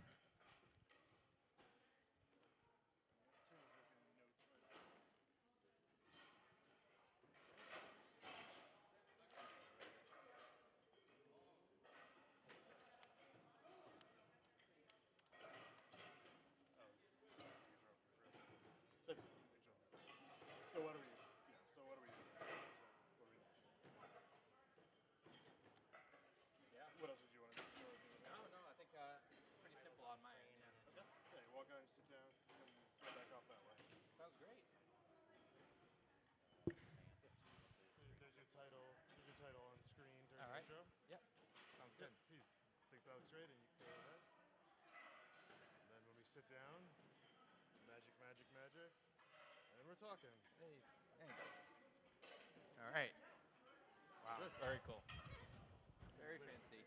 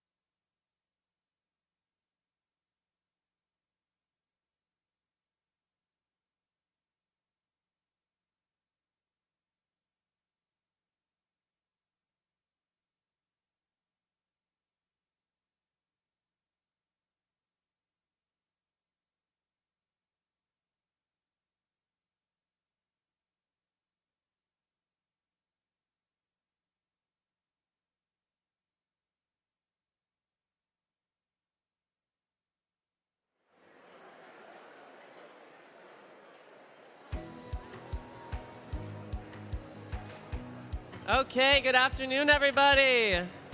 Hello, welcome to our lunch program. If you're still coming in, please take your seats. Enjoy your lunch. We are going to get this program started. Happy final day of the summit. I hope you've been enjoying your time here in San Diego, your morning so far. We're really excited for this program we have going on. Also a reminder, tonight we have our closing reception over at the Shell. That won't be here, it's just a short walk away. It's gonna be really great, so definitely don't miss out on that. It's gonna be a great closing to this incredible summit. But we are going to kick things off here today on StageX with a panel that was a hit when we did it in Nashville, so we're bringing it back. So I don't know if anybody out there, do you have any fans of the Barbie movie out there? Yeah? What about Swifties? Yeah? New album this week? What about Beehive? Anybody? Yeah. All right, there we go. Okay, good. Well, I'm all three personally, and that's perfect because this panel we're calling Barbies, Beyonce, Swifties, the Women's Revolution is here. And so I'm going to be turning things over to Jane Swift, no relation to Taylor, unfortunately. She is a former governor of Massachusetts and president of Education at Work, and she is going to be moderating our discussion. She'll be joined on stage by Ashley Andersen Zantop, the chairman and CEO of Cambium Learning Group. We have Jamie Candee, the CEO of Edmentum, Kate Eberle Walker, the CEO of Presence, and Phyllis Lockett, the founder and CEO of Leap Innovations. So we're really thrilled to have them here for this conversation. So without further ado, here to discuss the women's revolution, please give it up for our panel.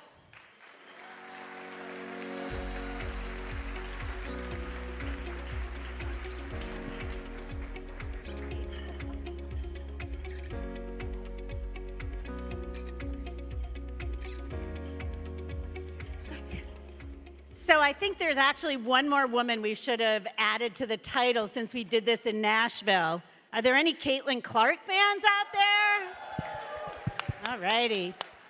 Well, I am thrilled to be here, although it's also the third day of the session. And this is a repeat, and it went really well in Nashville. And sometimes when you do something a second time, it's not as good. So we're determined to make it just as good, if not better. And what we all determined in Nashville is that the revolution is here, but it is not finished. And I want to give you all a little bit of a chance to stretch and to demonstrate my point. So we're gonna have a little interactive activity here at the beginning. So listen carefully. My mother was a Catholic school teacher. I won't hit anybody if you don't listen, but you do need to listen. So, if you spent more than 3 to 5 minutes planning your wardrobe for your most important meeting at GSV, please stand up. Does it count if this is your most important meeting? Now, if you believe that the outcome of that meeting would be determined by what you wore, please remain standing. So here's the thing. Until the gender makeup of those answers, and we can sit down, changes, the revolution will not be over. And some of you weren't honest. And Deb actually told me, Deb doesn't really ask me anything, she tells me things. Deb told me I was not nervous for this panel. But I am nervous for this panel. I'm not going to introduce these women. You should know all of them. They're all hanging in larger than life in the Hall of Fame. They are leading the largest, most important companies and nonprofits in our industry. So if you don't know who they are, you probably shouldn't be at this conference, or you should find out. But they also happen to be my friends and my colleagues. But they are not as important to me as my 3 daughters who have just entered the workforce. And for me to do this panel well today, the reason that I am nervous, Deb, is I need to get them to be deeply honest about the parts of the revolution that still need to be addressed without getting them in trouble, and push them as far as I possibly can to make progress for my daughters and their daughters and all of our daughters and young women entering the workforce. So let's go. I didn't say LFG, Deb. I'm going to be really good on this one. Promised my mother. So, Jamie and Kate, we're gonna start with you. You guys have talked about how the revolution feels so different when you're working with predominantly female teams that you've assembled. And I've noted that 20 years ago, I'm old, when I was governor, I actually didn't have that luxury. I was counseled to surround myself with white men, or as someone mentioned to me earlier, with my team, mediocre white men, and to make sure that I was taken seriously to do that. So it's progress that you're able to assemble the teams that you feel comfortable with, and I want to call that progress out. But I also want you each to talk, we'll start with you, Jamie, and then we'll go to Kate, about the practical ways that you see your teams being more productive and your leadership being more effective and authentic when you have the freedom to assemble the team that you want. Thank you, and thank you, Deborah, GSV, Jane, for bringing this. We had a lot of fun if you were at Nashville. It was a very enjoyable conversation, so thank you for having us again. So, you know, I think in looking at everyone's leadership team who's on the stage, they are predominantly women. But the way that I think about the curation or composition of your leadership team, right, is very thoughtful diversity of who you have on that team, why they matter, and what they bring to the table. And the most important thing in our leadership team at Edmentum, we have amazing female leaders at the executive level and at the senior leadership level, but it's very much about making sure that they bring their authentic selves to the table and that they're constantly thinking about how do we bring up the next generation of female leaders. So we talk about that a lot, succession planning and the way in which we can work together to make sure that we've got a very lively, active, diverse leadership team. So the curation process, I actually think when you get to the phase that at least I'm in at Edmentum, it is a constant process of thinking about who do we need, how do we make sure we have great women and men at the table, and how do we make sure that we're creating a culture of inclusion, of empathy, of speaking up, talking about what it takes to get to the next level as an organization. Totally agree. So at present, our corporate employee base is over 80% women, and we have a network of 2,000 therapists who are 96% women. So it felt important to me when I came into the company to have our leadership team reflect that and represent that, and we do today have our COO, CFO, and Chief Commercial Officer, in addition to me, are all women on the leadership team. What I didn't expect were some of the other ways that that would change even my own experience and my own leadership.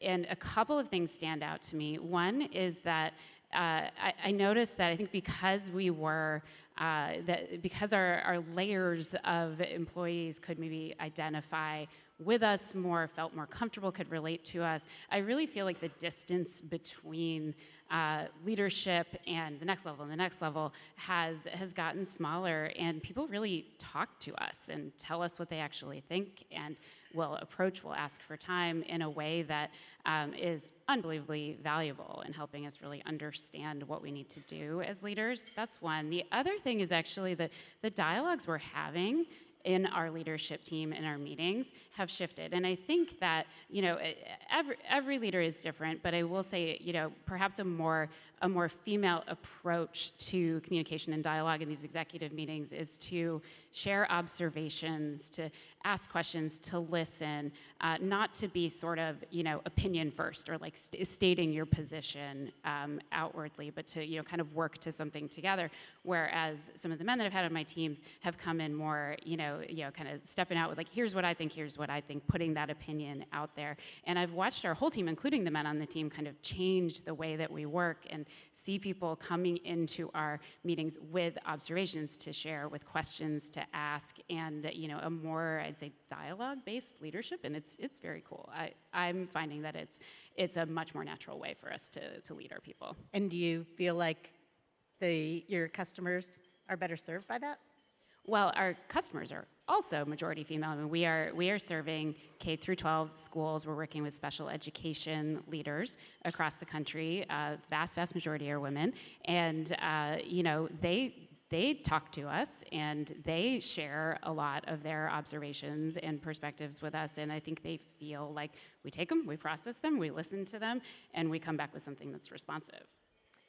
So Ashley, we did pre-calls when we were doing this, and I loved the call out that you had to all of us, which is it doesn't matter whether or not we get to equal power if when we get there, we don't use our power differently.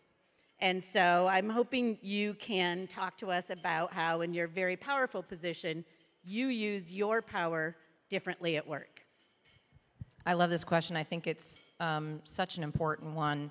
But I think in order to talk about it well, we have to talk about what it means to be a leader and the different types of leadership there are. Because we spend a lot of time in lots of ways as a society celebrating leaders and celebrating people who we see successfully overcome barriers and navigate obstacles. And we should, because that's amazing. But that's not the only type of leadership that we should recognize and celebrate. And I think just as Maslow has sort of given us the hierarchy of needs, there is in fact a hierarchy of leadership. And this is something that's important for us all to be aware of and think about which level are we operating on. So I think first there's the level of just really hard work, like doing hard work, learning the things that need to be learned, holding ourselves accountable for doing that hard work and learning the things that need to be learned. That's sort of a base level of leadership. The next level of leadership up is actually navigating the barriers to continuing success, like figuring out how to get through the system and reach a level of success.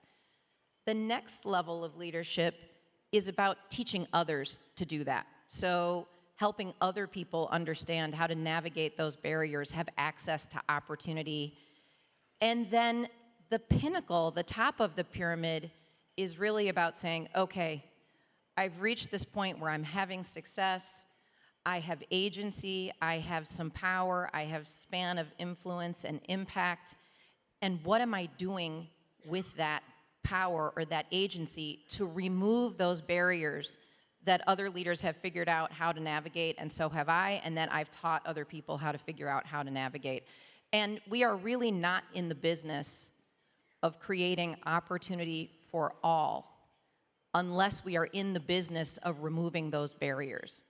So that's part of the reason I'm, talking about this hierarchy of leadership, because we aren't creating opportunity for all unless we're removing those barriers.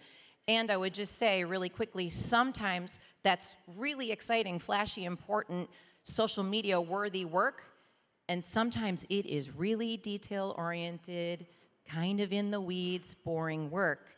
And I would call out as an example, Jane, we think about some of the basic things that keep people from being able to succeed and actively pursue their own success and the success of others, and that comes down to basic things like policies. So one of the things that we've really spent time and effort in, and I have to congratulate our Chief People Officer, Melissa Yates-May, in pursuing relentlessly, is our own policies for basic things like leave. Think about this. So leave policies are critically important to helping people have an opportunity to actually engage in the workforce, not just for women, but for men, because women can actively participate in their own success, their team's success, the workforce, and their own future leadership if they have the leave that they need that allows them to stay part of the workforce, and if their partners have the leave that they need so that women can actively participate in the workforce. And that's just an example, a basic example of something like that. So that sets me up perfectly for the question that I'm going to ask Phyllis, although before I do, I just want you all to deeply appreciate Phyllis, who had to fill in for someone at the last minute. And Phyllis saw our panel in Nashville, where I started talking about sex and menopause. And so, she made the choice to still come on and do this panel, having no idea what I would say or what I might ask her, which she still doesn't, because I could say anything, right? And Jamie knows, and Ashley had to do the prep call with me while my mother was haranguing me to go watch the eclipse with her and put my glasses on. So that's my life. But I have talked a lot, and I started this by talking about my own daughters who are in the workforce, and about the terrible call I got about 6 months ago when they had both had some bad gender experiences, and basically said to me, "I thought, Mom, you said it was better." One of the things that I'm glad to say is it actually, it is better. It's not perfect. But one of the reasons I think our daughters believe, right, that it's going to be better is because of Title IX. Oh, Caitlin Clark. And more money, more people watching the women's Final Four than the men's Final Four. Just had to get in there. But I think it's created something of a false sense of what the world they're going to find out there looks like. So, what do we as leaders, all of these women, as I said, are in the Hall of Fame, look at their pictures. How should we be preparing young women for the reality that they're going to see in the workplace? Thank you, Jane. And yes, I'm here. I hope Kaya Henderson feels better. I am a black woman, but I am not Kaya Henderson, for any of you who are looking on the app to see. But I was voluntold by Deborah Quazzo to be here, so this is where I am. And I've not prepared for my questions, so just bear with me. I think that we've got to do a better job mentoring our young women. And it's fascinating to me, having been, and many of you on this panel are firsts, right? And it's extraordinary that in 2020 plus, we're still experiencing being the first. And I remember, I'm going to tell this one story about one of my experiences in working for a very powerful man in Chicago, who I was organizing a big project. And I ended up hiring a woman who was incredibly capable. We had a long-standing relationship. She happened to be married to one of our colleagues. I didn't think of anything about it. I brought her in to lead this important initiative, and we were ushered in. The big boss brought us, my colleague, who was her husband, and me into his office and said, this is nepotism. What are you doing? And I said, no, not at all. Look at this woman's resume. She is outstanding. How could you think that her credentials could be reduced to she was, hired because she's married to this guy? And he slammed his hand on the desk and said to me, I don't care who you're, because I was involved with a very political person in Chicago, I don't care who you're sleeping with. Get rid of her. And I was shocked. It was the most disgusting moment in my full career, and I have had a long one. But there were two things that were going on. One, that her credentials were being reduced, but the other was that my decision-making, right, wasn't at par. So there are real situations that happen like that, and I will say that my niece, who just graduated from Booth, is in investment banking in New York, is dealing with the same stuff, the same things. So I think, back to your question, we have to do a better job mentoring young women and setting up expectation. On our college campuses, our college campuses are much more progressive. So we're setting up a false narrative, I think, so that when they get into the real world, the expectation of having diversity, the expectation that my voice can be heard, is sometimes not the case. So I'm going to skip to the question that I have for Kate. Jamie, I will get back to your question because I think it's a great segue. So here's the coda to my daughter's story. Both of them have changed jobs. They're in bigger jobs, making more money in the same industry, and doing great. Which there's a lesson, I think, for employers, right? We are in a time, right, of tight labor markets. Like my daughters, folks don't need to fuss, they don't need to complain, unlike when you were being accused of what you were being accused of, some of the things that I put up with as a first. We didn't have the luxury that they have of voting with their feet. And talent today can vote with their feet. And so I want to hear from Kate, right? Like, it may not, it's pretty obvious, I hope, that you should not accuse your female employees of having sex with someone, and that's why, unless you, like, that's the kind of stuff, like, there's obvious, but there's a lot of subtle things that happen that make women feel not supported. And so, what advice do you have, Kate? Because that's what happens at the end of the revolution, right? The really bad stuff starts to go away, but the subtle stuff, right, of not feeling supported still can wear down leaders, entry-level employees. So what might some of our colleagues here not know, because they won't know unless we say it, about how they ensure that women in their companies feel supported? Yes, so I wrote a book about this. It's called The Good Boss, 9 Ways Every Manager Can Support Women at Work. And most of the ideas and suggestions in the book are about really seemingly small things that everyone needs to pay attention to and be sensitive to, and how people are experiencing the workplace differently. And when you get to these smaller things that are not so blatantly obvious that everybody knows what it was, and you're sort of like, did he ask me that differently because I'm a woman?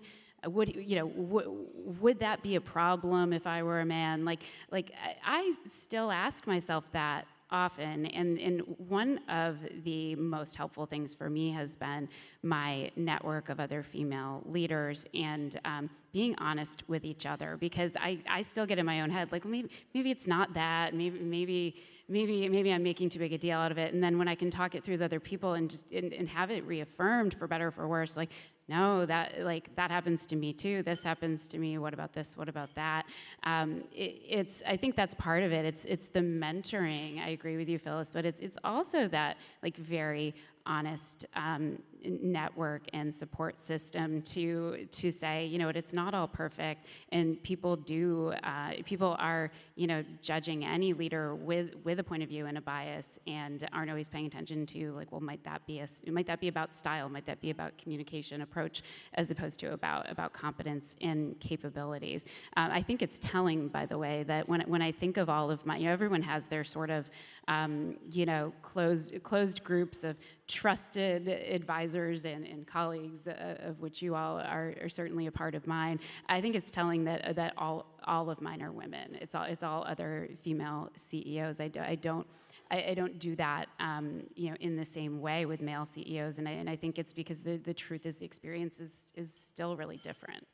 Well, and that's progress too, that you can find them, right? And that was my mother's great piece of wisdom when I was the only woman with having children, right, as governor, and I had all these dumb answers that not that my staff was dumb, but they had answers that were unanswerable, or questions that were unanswerable, and my mom finally said, just tell them it's hard to be first.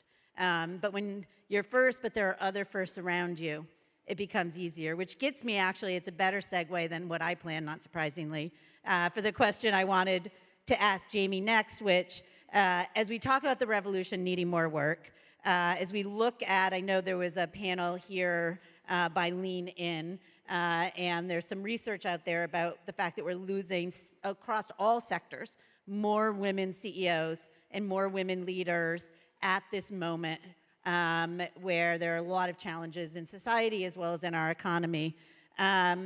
Yet, we were all at the ladies' lunch, where we're celebrating enormous progress for women in the education innovation sector.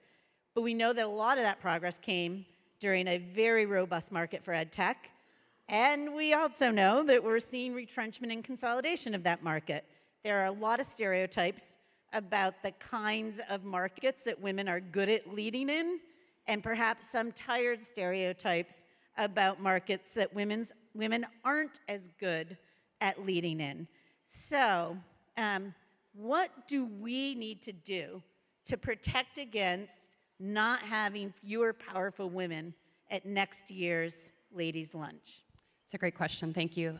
So thinking about this question, I reflected on the last couple of years, and for those of us that have been leading education organizations, as Jane said, any of us in education, it's been a ton of volatility. It's just been a ton of volatility in general in the world. And when you talk to people about, okay, what do you do, who do you send in as leaders to deal with that volatility, and as Kate just talked about, I'm very grateful for the mentorship. Jane's one of my mentors. This entire panel of women I learn from every time I'm in their presence. It's really, really important to build up that network of mentors and of colleagues. And over the last couple of years, as we've been working through what will be this evolution in education, I've asked a lot of questions to people, to other leaders, CEOs of education organizations, how are you dealing with it? And I talk to men and women, and there are many amazing men also running education companies. And it's interesting when you listen to the answers that you get around, okay, who are you sending in, or what has been the process for how you deal with volatility? And when I talk to men, they always talk about other men who've come in to fix the turnaround or fix the volatility. Not once have they given me the name of a woman who's come in to fix the volatility. When I talk to my female colleagues, peers, you, Jane, because you and I have had this conversation many times, it's interesting the list of people that you'll get from, at least in my network, my experience. Women will come back with a whole host of men and women that they can think of.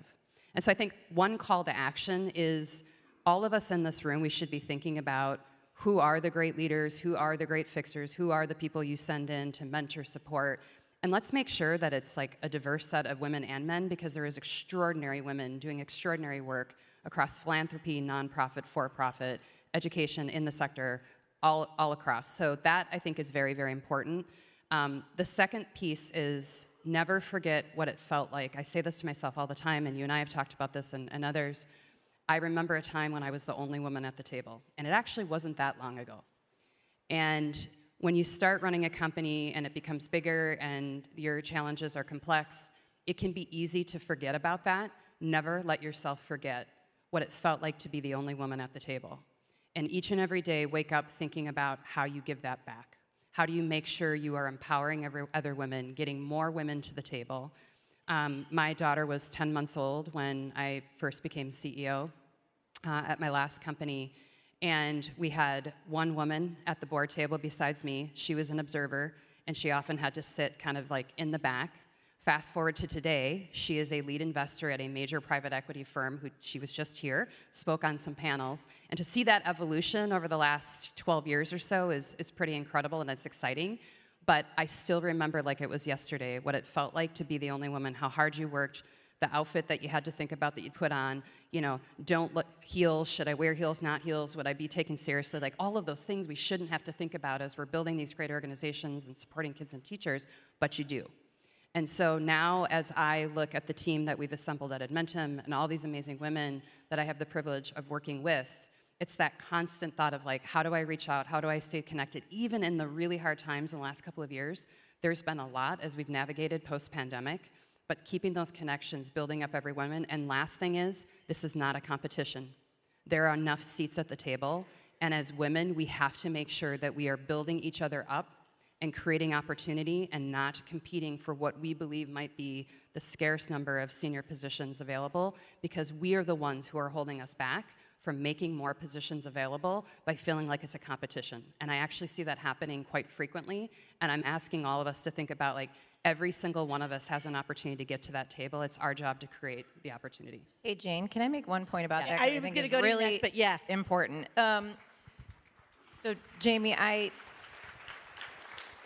think what you said there is so powerful, and I think what you said also comes back to the general concept of creating opportunity, meaningful opportunity for all.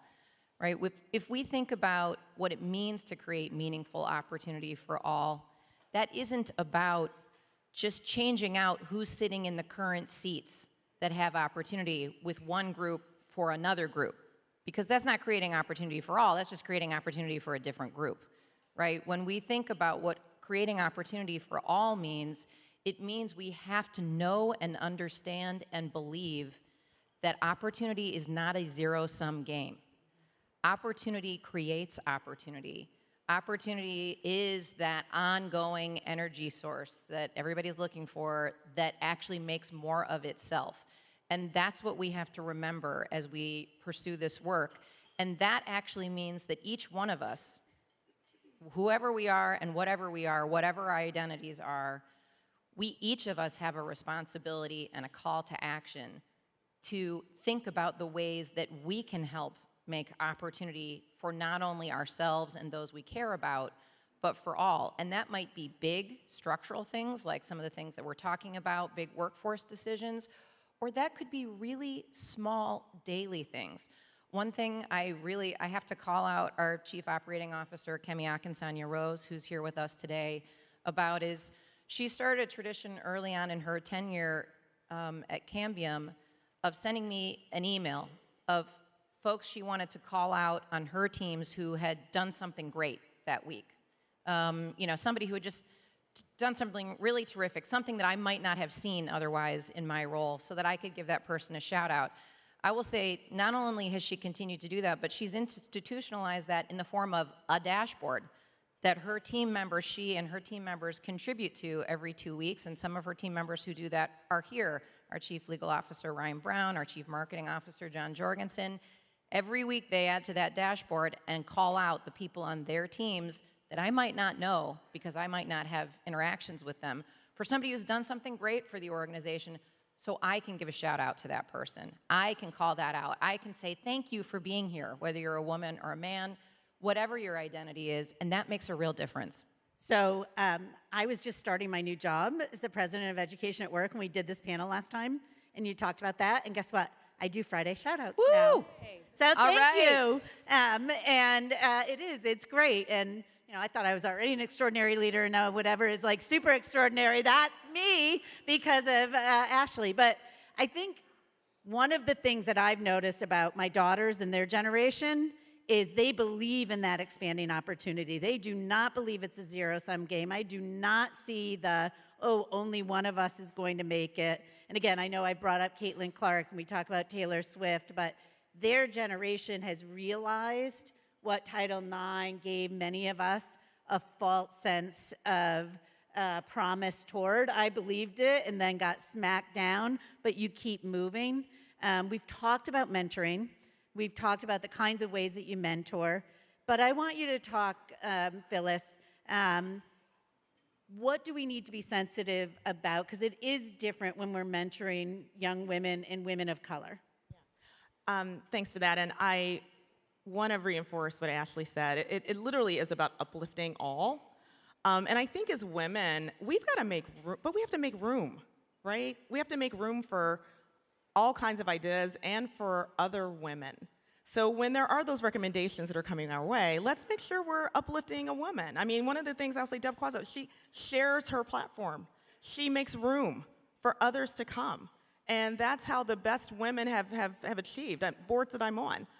I was the first Black woman on one of the boards that I serve on, and I've been involved from a nominating governance standpoint. We have 7 now.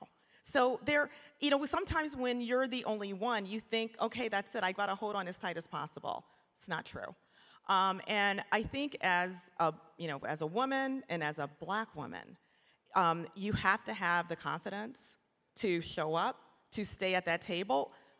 What I will say is this, and I've shared a really big personal insult. I didn't feel like I could afford to walk. I think that's the challenge. And the problem is if you're inherently absolving the insult, and we get many. Some are subtle, some are more blatant, as I just described. But if we walk, then who's there?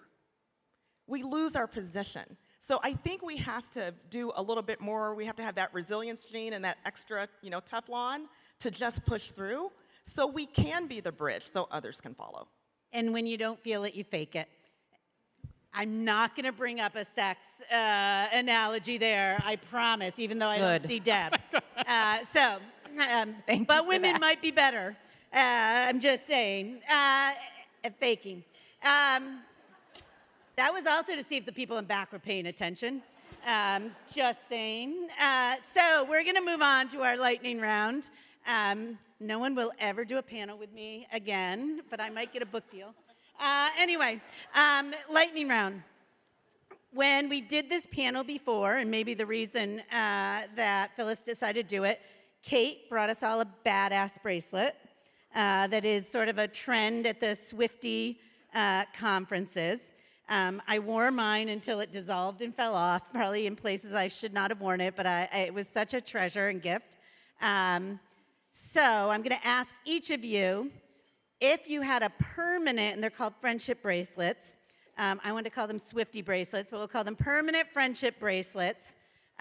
What would they say? We'll just go down the aisle. Ashley? Okay.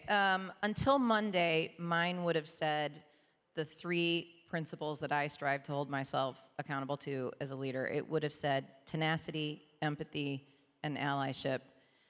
On Monday, though, we had the real honor and privilege at the Power of Women Awards Ladies' Lunch to hear Ruby Bridges speak to us. And I know, Phyllis, you had an opportunity to interview Ruby Bridges, and so others of you had a chance to hear her speak as well. And Ruby said to us at this lunch that we cannot afford to be a hopeless people. We cannot afford to just give up. We don't have the luxury or the right to just say, forget it, this is too hard. And so I think I would have to add to tenacity, empathy, and allyship, hope. I agree with that, and I'm so glad I had the opportunity to hear Ruby say that. Deb, thank you for making that opportunity possible. Jamie? Thank you. Yes, that's on my computer screen at home, you've got your monitors, and I have a little sticky that during the pandemic I wrote, and I don't know where I got it or why I thought of it, but I wrote Outlast, and I put that sticky up on my computer, and I look at it every day when I'm working, and what it means is outlast all the challenges, stay true. When I think about what it means in terms of staying true to your integrity, your character, your role as a leader. I love what you said about the pinnacle of leadership, Ashley, because that is what we should all be continually striving for. And so with every challenge, every roadblock that becomes before you, like outlast, just the grit, the hustle, stay focused, empower others, work hard. And so for me, that would be mine, outlast. I like that. So since we all convened in Nashville and I brought you Swiftie friendship bracelets, I've actually shifted loyalties a little bit and I've become a huge Olivia Rodrigo fan. And so my bracelet would say what my custom-made t-shirt says, which is a lyric from one of Olivia's songs that I love. I am built like a mother and a total machine. Oh. And I find that so empowering that I like to say it to myself. I love that. That's great, but I still want my friendship bracelet, Kate. You're getting it. You're getting it. I'd say faith. I really think, faith from, I'm a Christian and I'm anchored in faith. But the faith is the belief of something bigger that we can't see. And I think on those days that are really hard, and this work is really hard, or when you're feeling that you're just pushing against the grain, it's that faith that you have to have within yourself. It's that faith that you have to display as a leader to get you beyond and to continue to push toward your vision. So I will also answer the question, even though I'm the moderator. Probably I was thinking I should say survivor. Some of you who are here who I told you couldn't hug me, and I know it was desperately disappointing, know that I broke a rib and 2 fingers last week on my farm. So maybe it should be crash. But actually, the word I switched, this is shocking and not strategic. It's inspiring. I switched my first word, Wordle, a couple of months ago. I did. It's not media? No, I made it grace. And it isn't always terrible, but in my head, I then start my day every day with grace, and you all get it. I totally need it. So, last thing, best female CEO or leader. I mean, it could be a governor. Past. Do you mean a former governor? I said past or present. Oh, okay. I said past or present, best leader. And you can't say Ruby Bridges again. Like, because then people, Deb will think I didn't do the prep call, and I'm done, off the stage. Okay. We'll go this way. Maybe somebody else will say Ruby Bridges. I thought you said CEO. I said CEO or leader. Oh. I got all caught up. Or like. All right. I prepare for CEO in the first 5 minutes. CEO. All right. Ursula Burns. She was the first African American woman to lead a Fortune 500 company. Woo woo. Nice. I'm going to say Jessie Woolley Wilson, who is not only an amazing CEO, but she's someone who, to me, was up on a pedestal as perfection could do no wrong. And as part of her mentorship as me, she has been real about some moments where she faced some of the same challenges that I have. Awesome.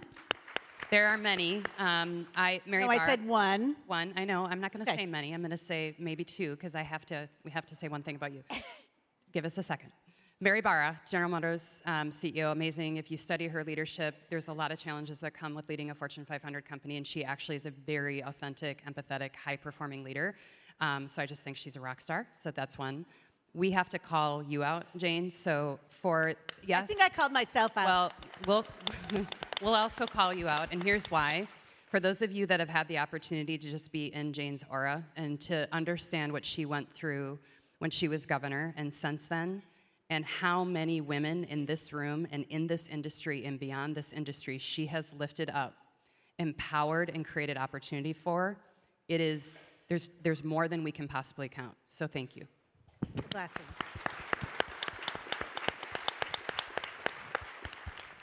Okay, so I don't really have to look too much further than directly to my right to see 4 amazing candidates for that.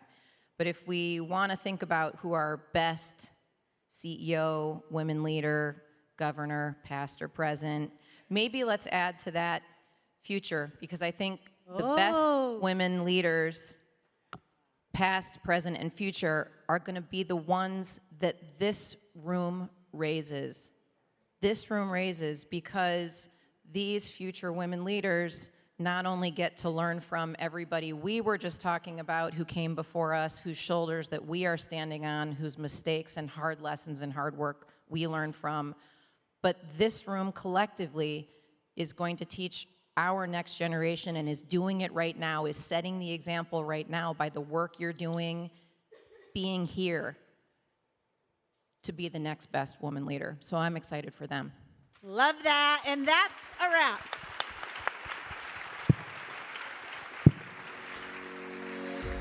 Take that with you.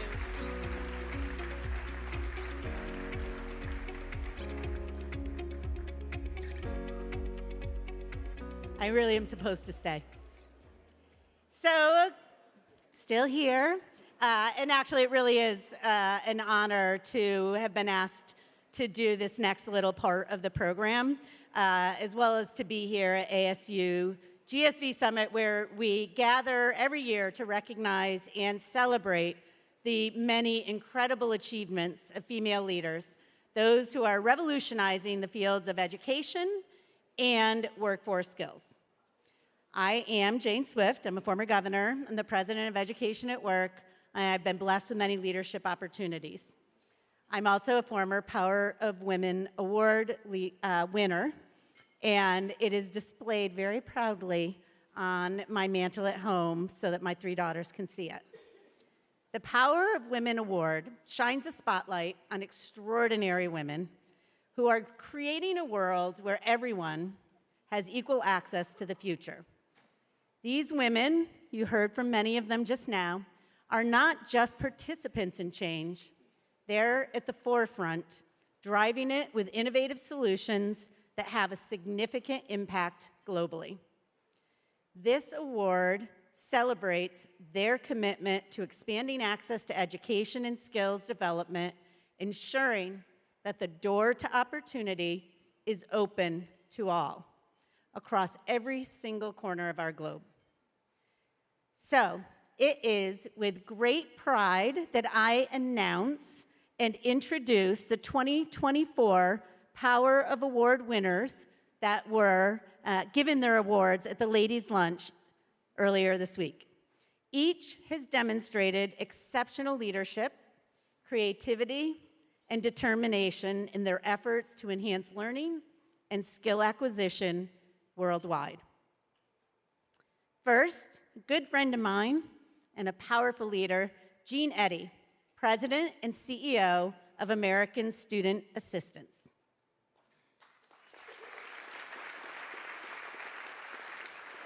We're apparently starting with the Boston group. Next, Maria Flynn, President and CEO, Jobs for the Future. And Janice Jackson, CEO, Hope Chicago.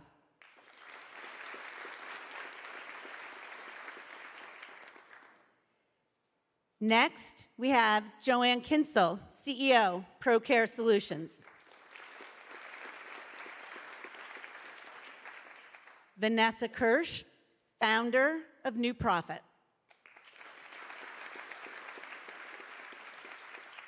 Catherine McKay, Amplify.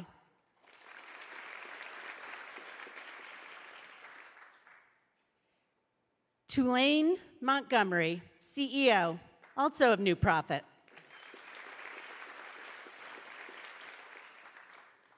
Tennille O'Shaughnessy, CEO, IDP Education.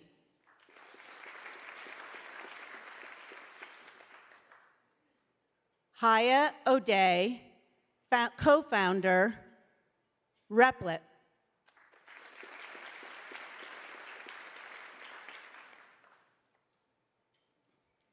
Jessica Rolfe, co-founder and CEO, Lovevery.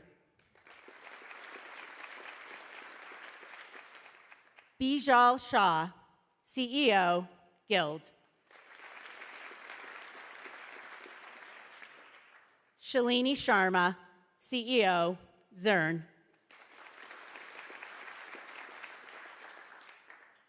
Diane Tavener, co-founder and CEO, Summit Public Schools. Anupama Vade, president and founder, Parent Square. Susan Winslow, CEO, Macmillan Learning.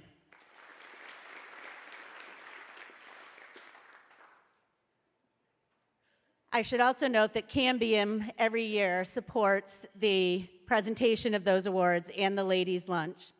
Each of these leaders, through their relentless pursuit of excellence and innovation, have collectively impacted the lives of millions, setting a powerful example for future generations. Let's give a big round of applause for our 2024 Power of Women awardees. Thank you all.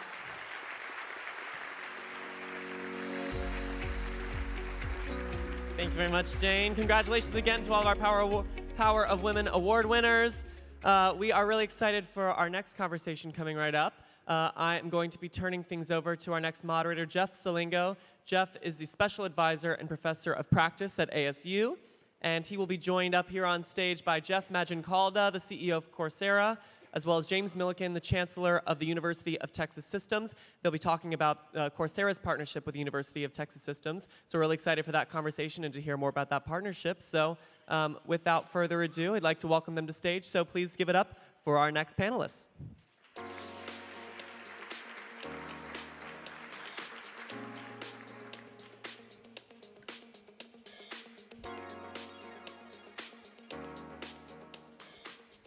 Well, welcome, Jeff. Welcome, JB. It's always tough to follow Jane, but we'll try to attempt to do it here. So everything is bigger in Texas, as they say, and so are micro-credentials, although that may seem like a contradiction in some way. Texas is making a big bet on micro-credentials, embedding them in traditional degrees, as well as offering them to not only current students and alumni and others. Think design software in art, data analytics in history, or industry-based credentials in the liberal arts, and including in this 50,000 potential credentials through Coursera by next year with the University of Texas Systems. So I'm really glad to be joined today by JB and Jeff, where we're going to be talking a little bit about how this could potentially be scaled beyond the state of Texas. So, JB, let me start with you, because we've been hearing a lot about micro-credentials in the media. There's a lot of talk in both employer circles and higher education circles, but there's not a lot of explicit hiring yet, from what we can tell at scale, at least, with micro-credentials, and a lot of colleges and universities are experimenting with them, but certainly not at the level you are. So why did you decide to make this big bet on micro-credentials? So I think I first started thinking about this when I was in New York, and I was looking at providers providing short-term credentials, boot camps for liberal arts graduates there, and I thought, you know, we're a university, this ought to be in our space also. I came to Texas. In the beginning of COVID, we were starting to see some pretty discouraging numbers about hiring of new graduates and about people losing their jobs mid-career. And so we sort of ramped up thinking about how are we going to intervene now for both these mid-career and adding something, a plus, a bonus to these graduates. We started talking to employers, big and small, across Texas. They loved the idea of doing more of these marketable credentials, often technical. So we started. I didn't know what kind of receptivity we'd get among our presidents and our faculty across the system, but it was pretty enthusiastic. The idea of using them, as you suggest, to bolt on to a traditional four-year degree program.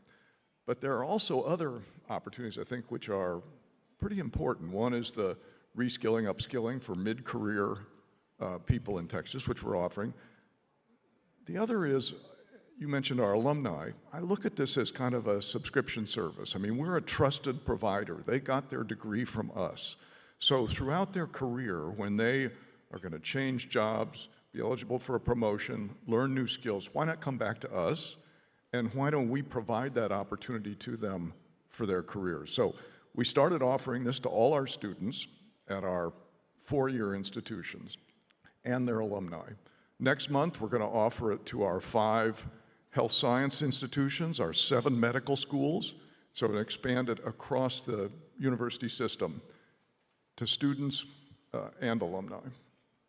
So, Jeff, what are employers telling you about the value of the micro-credential? What signal are they giving? And as JB said, they're bolting them on, right, at the University of Texas. Is that something that needs to happen? Do they need to be bolted on to a traditional degree, or can they potentially stand on their own in a big way? So the first of these that we've had on Coursera was in 2018. Google created this Google IT certificate. And the reason that they did that is they were trying to create more diversity in the workforce at Google. And they said, well, what's the reason that prevents us from having a more diverse workforce? And it was most of our jobs require a college degree. So they said, well, what's a job that we could hire where someone doesn't have to have a college degree and they don't even need to have any prior work experience? And they said, well, we need a lot of IT support people at Google, and that's something that you could train somebody from no matter almost where they come from. So they built the program on campus. It was very successful.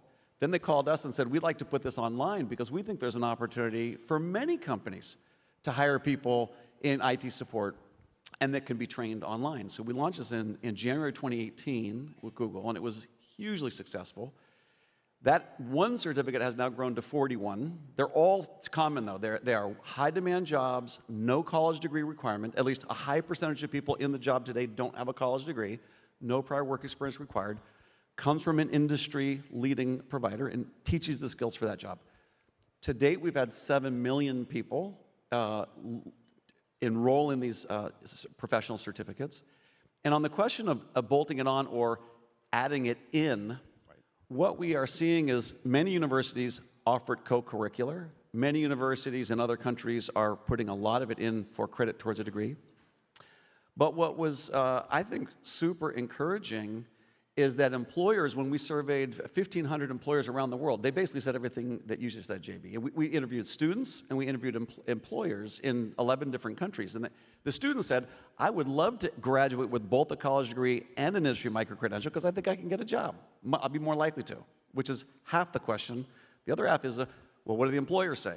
Like 90% said, not I'll hire you, but they said I'd rather hire a student that has both a college degree and a professional certificate. Broadly educated, specifically skilled.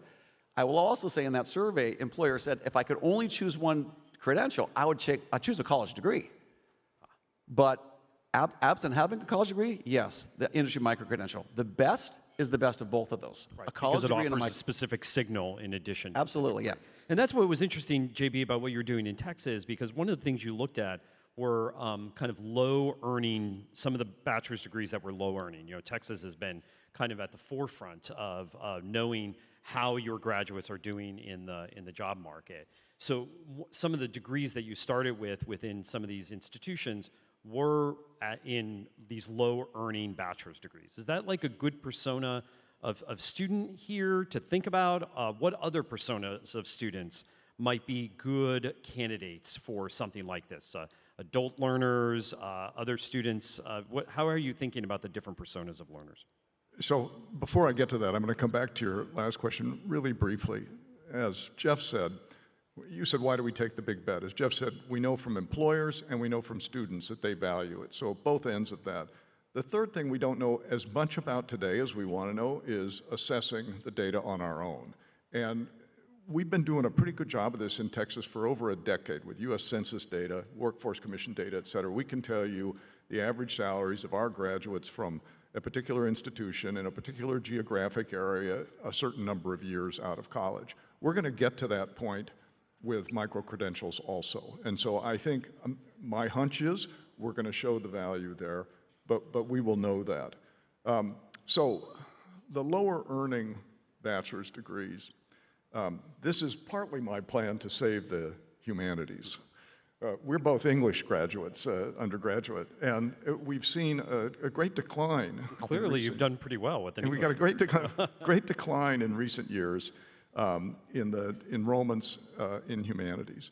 I think these are degree programs that offer durable skills that employers still tell us every year that they want.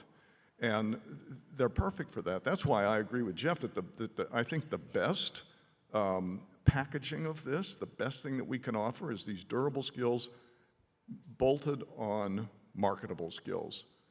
Tech skills for an English major or a philosophy major or business skills. Those are the two most popular right now. And do you see that extending to alumni? And how about students who have no college experience or some college experience but no degree? Like, where do they fit into this So I think, so to me, there are four areas. I didn't start with the bolting onto undergraduate degree, but now I'm all in, and we have thousands and thousands of people that have done it this year. So the students like it also. The second is an alternative. We happen to have a problem in Texas, which if you're a higher ed provider may be a good problem if we had a huge amount of demand and a growing population. And we're not going to meet it with the traditional educational outlets we have today. So I see this as an alternative in addition to an additive. The third is, and we talked about this briefly, but I love this idea of higher ed as a subscription service that alums keep coming back throughout their career to their alma mater, their trusted source of education. And the fourth is the 40 million people in this country, a scandal, with some college credit but no degree, who are defaulting on debt and not getting the income bump from it. We've done an abysmal job of getting them to come back and finish, and we're not going to get them to come back and finish a 4-year degree. What we can offer them is a micro-credential, something that will help them get that next job, a better job, a promotion, et cetera. And then once they get that job, they might come back and maybe finish that degree at some point. If they might, they'll have choices, as you like to say. They'll have more be in choices, a good position. exactly. So Jeff, you mentioned earlier about your kind of how you started in this area of micro-credentials, and it was mostly in the tech areas, right? Is that a reflection of demand, and where do you think they have a value going forward in terms of outside of tech? Where are kind of the next frontiers in this area? Yeah, they definitely started in tech, largely because there's a lot of demand for those types of jobs. They pay pretty well. They can often be done remotely with more flexibility. So a lot of people want those jobs because you have flexibility, good pay, and a longer, more promising career path is attractive to the learner. But also, you can learn the skills online. I mean, one of the nice things about tech is there's not as much hands-on practical physical stuff. We have expanded to include a sales development representative certificate from Salesforce. So if you want to go into sales, we have digital marketing from Facebook. We have UX design from Google. And it's been interesting because as it started in software engineering and IT, it was very male skewed. As it moved towards project management, UX design, social media marketing, and now we have a CVS pharmacy tech certificate. We just introduced with Keller Williams a real estate agent certificate. The gender ratio is starting to really balance out more towards, not more women, but it's definitely balancing out as the portfolio expands just beyond the tech. So yeah, we're definitely doing that. And I think a part of it too is as more training content becomes available and as pedagogies allow people to do things that are both kind of the online piece but also simulated things, we think we can expand that even further. And you could do this in a cross-disciplinary way. So somebody majoring in the humanities, for example, can take some of these. Oh, well, I totally agree. You know, when I was in college, literally, my dad said freshman year, I am an English major, proudly. He said, "I will not pay for your college if you graduate with an English degree." So this was in 1987, and so I double majored in English and quantitative economics. Right, and now you would take a micro-credential with the. Well, so I think the number of parents who say, "I want my young person to be like broadly educated and aware of what's happening in the world and where we've come from and the differences and commonalities among us." I also happen to be a bit of a humanist. I do not want to see that part of this human development go away for economic reasons. And I think putting these things in as a concentration or even just as sort of an elective credential that you can put in to your philosophy degree, your psychology degree, even your human biology degree, I think makes a tremendous amount of sense. Okay, so that said, though, you have this partnership with UT, a system, but you also are offering a lot of credentials on your own as Coursera. Is that the future of the company in terms of partnering with traditional higher ed, but also doing this work on your own? And what tension is there? Because in some ways, you're an alternative to what higher education is or has been. We're continuing to offer degrees on our own also. Right. Yeah, so a lot of people, when they question the value of a degree, there's a lot more scrutiny around that in the United States, I think appropriately. But if you go to India, if you go to Malaysia, if you go to Colombia, I mean, the demographics are different and the economics are different and the job prospects are different. You know, there's a different appetite for college degrees. We certainly don't think even in the US that the degree is dead. Some people do, and we're like, maybe only if it didn't change at all. But we are seeing innovation in almost every corner. And most of the innovation is coming from collaboration between systems, schools, faculty, tech, and even the content that's in these includes industry being integrated into academic programs. So I think that the collaboration that could lead to a hybridization and an innovation in what these credentials are going to make them highly relevant and valuable to a much broader audience. So we are definitely partnering, but also, yeah, there are going to be some people who get a professional certificate and don't get a college degree. But I say good for them, and they're always still on a path towards a college degree. So it's just more flexibility and option. So JB, you mentioned that you're still offering a degree, so obviously it's still a big part of your business. But how do you think about this in terms of students who might, or learners who might kind of bypass that traditional higher education system? Do you see it as competition, or do you see it as increasing the value of higher education over time? Because, as Jeff said, they might come back for a degree. So this summer in Gallup polling, we learned that the confidence in higher education is the lowest point that it's been in history, 20 percentage points lower than 10 years earlier.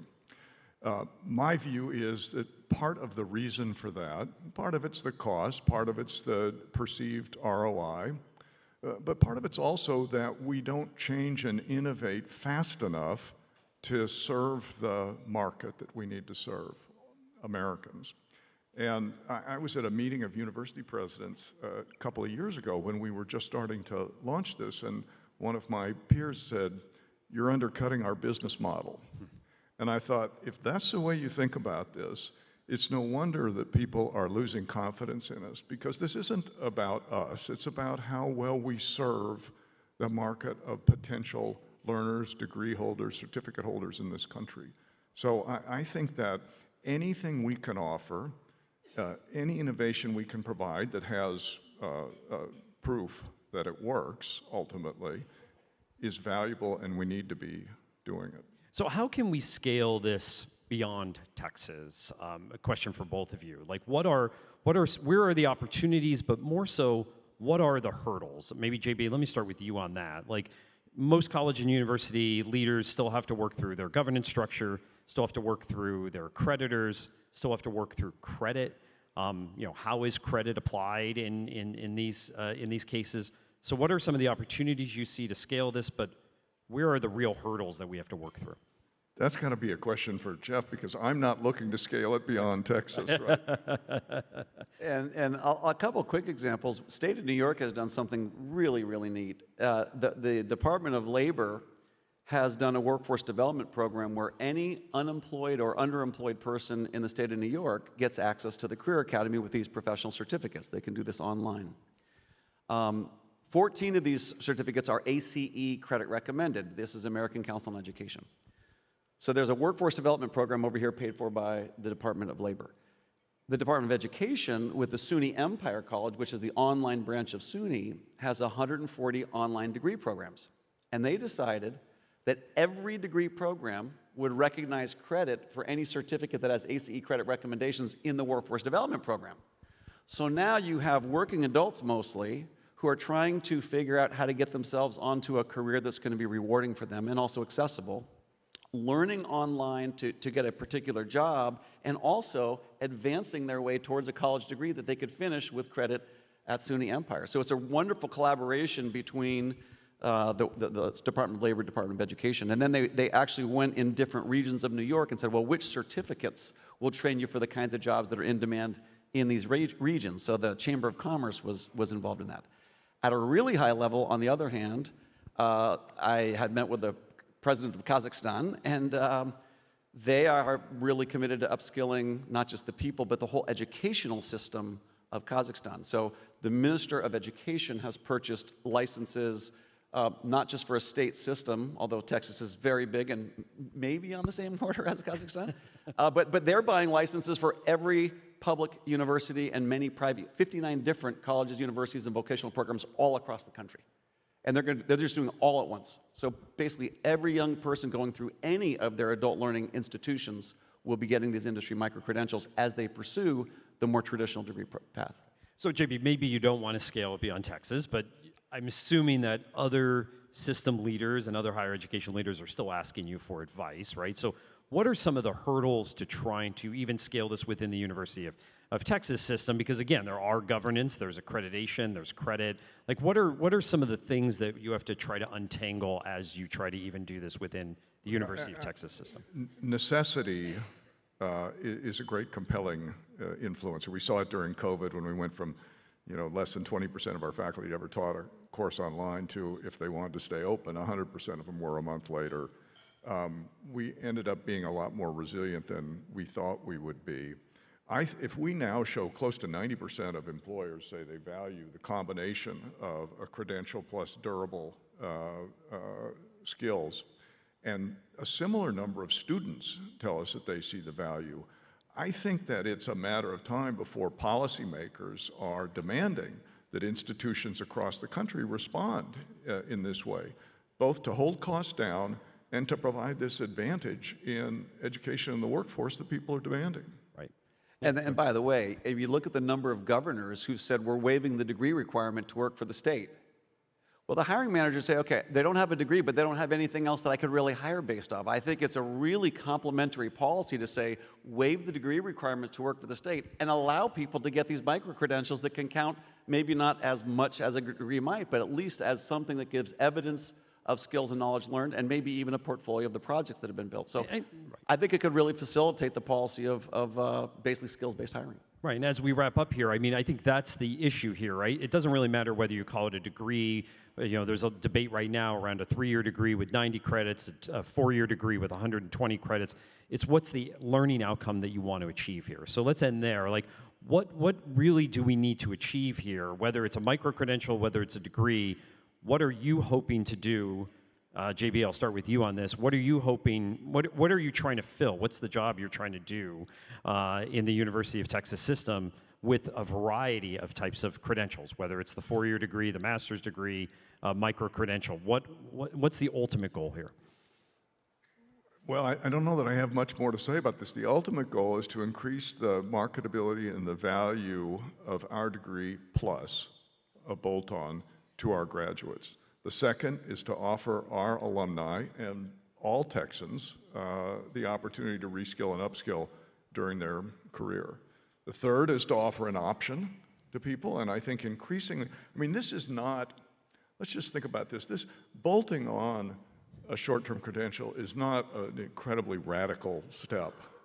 I mean, think about higher education and how much it's changed from the time before the internet existed. Is pretty much the same. So this is one step, and it's one, I think, you know, we're at the beginning of a lot of steps to evolve higher education that are going to make it more usable, more attractive to a generation that has grown up with a different way of gathering, assimilating information and learning. And Jeff, I think that unlike you in the business world, higher ed doesn't often think of its product mix, but that's really what this is, right? Is just a piece of the larger product mix of higher education. Yeah, absolutely. To be responsive to the needs of society and needs of individuals. And I think JB really put his finger on it. We talk about lifelong learning, but we're like, well, what's really happening there? What's really happening is economic opportunity for individuals will largely depend on whether they have skills that are valuable to a corporate enterprise, who will give them wages and salaries and things. The requirements for what you need to know and what you need to know to be able to do are changing very rapidly. So it's not just a nice to have to say, oh, working adults should have access to lifelong learning. It's going to be critical to have a continuing career path to be able to go and upskill and reskill and choose different paths as the world is changing beneath your feet.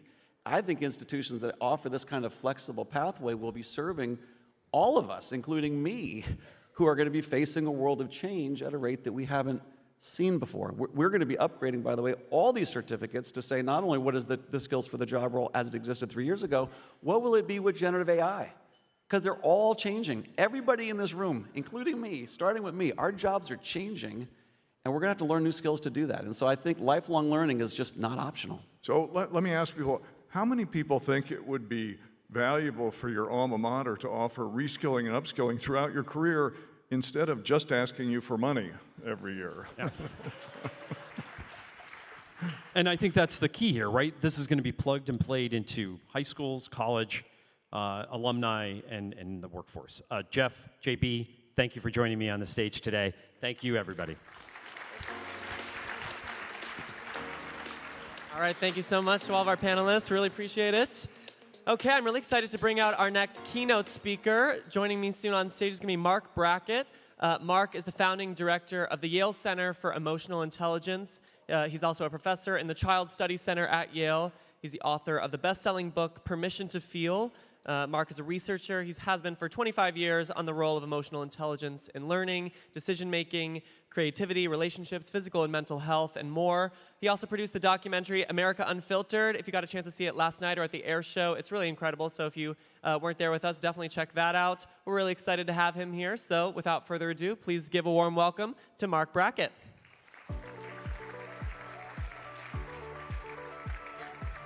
Thank you. All right. Actually, I felt very proud of myself when I got dressed this morning because I realized I matched the backdrop of this whole thing. Like, my mother would be so proud of me. Obviously, that didn't work as a good opener. Anyhow, so my job is to ask you all how you're feeling. Let me try that again. My job is to ask you how you're feeling. Okay. Well, we're going to get a little bit more granular about that. So some of you may know our work at the center, but this is a signature tool. We call it the mood meter, el medidor emocional. All of you are here, you've had feelings from the moment you woke up to the time you got here, and you'll have more feelings for the rest of your life. I'm going to ask you to just take a moment and think about that for a minute. How many of you are somewhere in the yellow? You're high energy and pleasant. Let me see the noise for that. Yellow people. All right. I think we're going to make this into a 45-minute presentation. How many of you are in the green? Your energy is kind of low, but you're pleasant. All right, you're louder than the yellow people. Anybody in the red or blue today feeling a little unpleasant? No one's like, everybody's looking around like, who's the angry one? Now, I'm going to start off by saying there's no such thing as a bad emotion. I'm going to just have you process that for a minute. There's no such thing as a bad emotion. From our perspective, all emotions are information. And I've been working for about 30 years now on a model of emotional intelligence. We call it RULER. And it stands for 5 critical skills of recognizing our own and others' emotions, understanding those emotions, labeling those emotions, knowing how and when to express those emotions, and having the strategies to regulate those emotions. Now, give me a quick raise of hands. How many of you at some point during my talk will get distracted? Great. I always say it's great to present to an emotionally illiterate, attention deficit disordered audience. So what is going to be your strategy to get the most out of this? I tried it myself. I went into one of those AI software programs just before I came on board. And I said, I'm an erotic, introverted, gay, Jewish psychologist. I'm nervous about giving my presentation. What do you recommend? And it said, don't do it. But this is what I want to talk about today, right? We're going to talk about the intersection of artificial intelligence and emotional intelligence. And as you can see from here, we have 2 fields that have really grown up together. I'm part of the emotional intelligence field, came out of conversations around there's other ways to be smart than just having cognitive abilities. Then my mentors coined the term emotional intelligence. And the list goes on in terms of the field of social and emotional learning being born out of that, becoming widespread. Most schools have programs that teach the skills of social and emotional learning. And we also know that technology has had a similar pathway, and I've had the opportunity to do a lot of work in technology. I was a consultant to large companies building software, also building anti-bullying tools, even helping devices communicate with people. And I think what's important to say about this is that we know that teaching these skills, whether it be through instruction or through technology, is making a difference. These are the results of a meta-analysis conducted by my close colleague, Chris Cipriano. And what we find in our research is the following, that when you take people's social and emotional lives seriously, great things happen. All the variables that we care about in life kind of go up. You build the skills, you're happier, healthier, climates of schools become more positive, and the things that we're concerned about, like aggression, bullying, suicide ideation, etc., go down. But with that said, I think we need to get a little deeper in our conversation around how these things all interact. The first is that we need to be highly aware that we are living in a society where there is a lot of despair. And I don't mean to be doomsday person up here, because I do have hope, but these are the data. There's been a 52% increase in death by suicide in the last 20 years. A 52% increase in death by suicide. And we can't ignore the fact that there's something interesting going on here. We've been teaching these skills. We have technologies that are trying to solve these problems, but yet the mental health in our society is diminishing. If you think about how connected we are, last year we had the Surgeon General. I mean, what an amazing thinker and proponent of building a better society. But look at the data. I was a kid who hated school. I was bullied horrifically as a kid.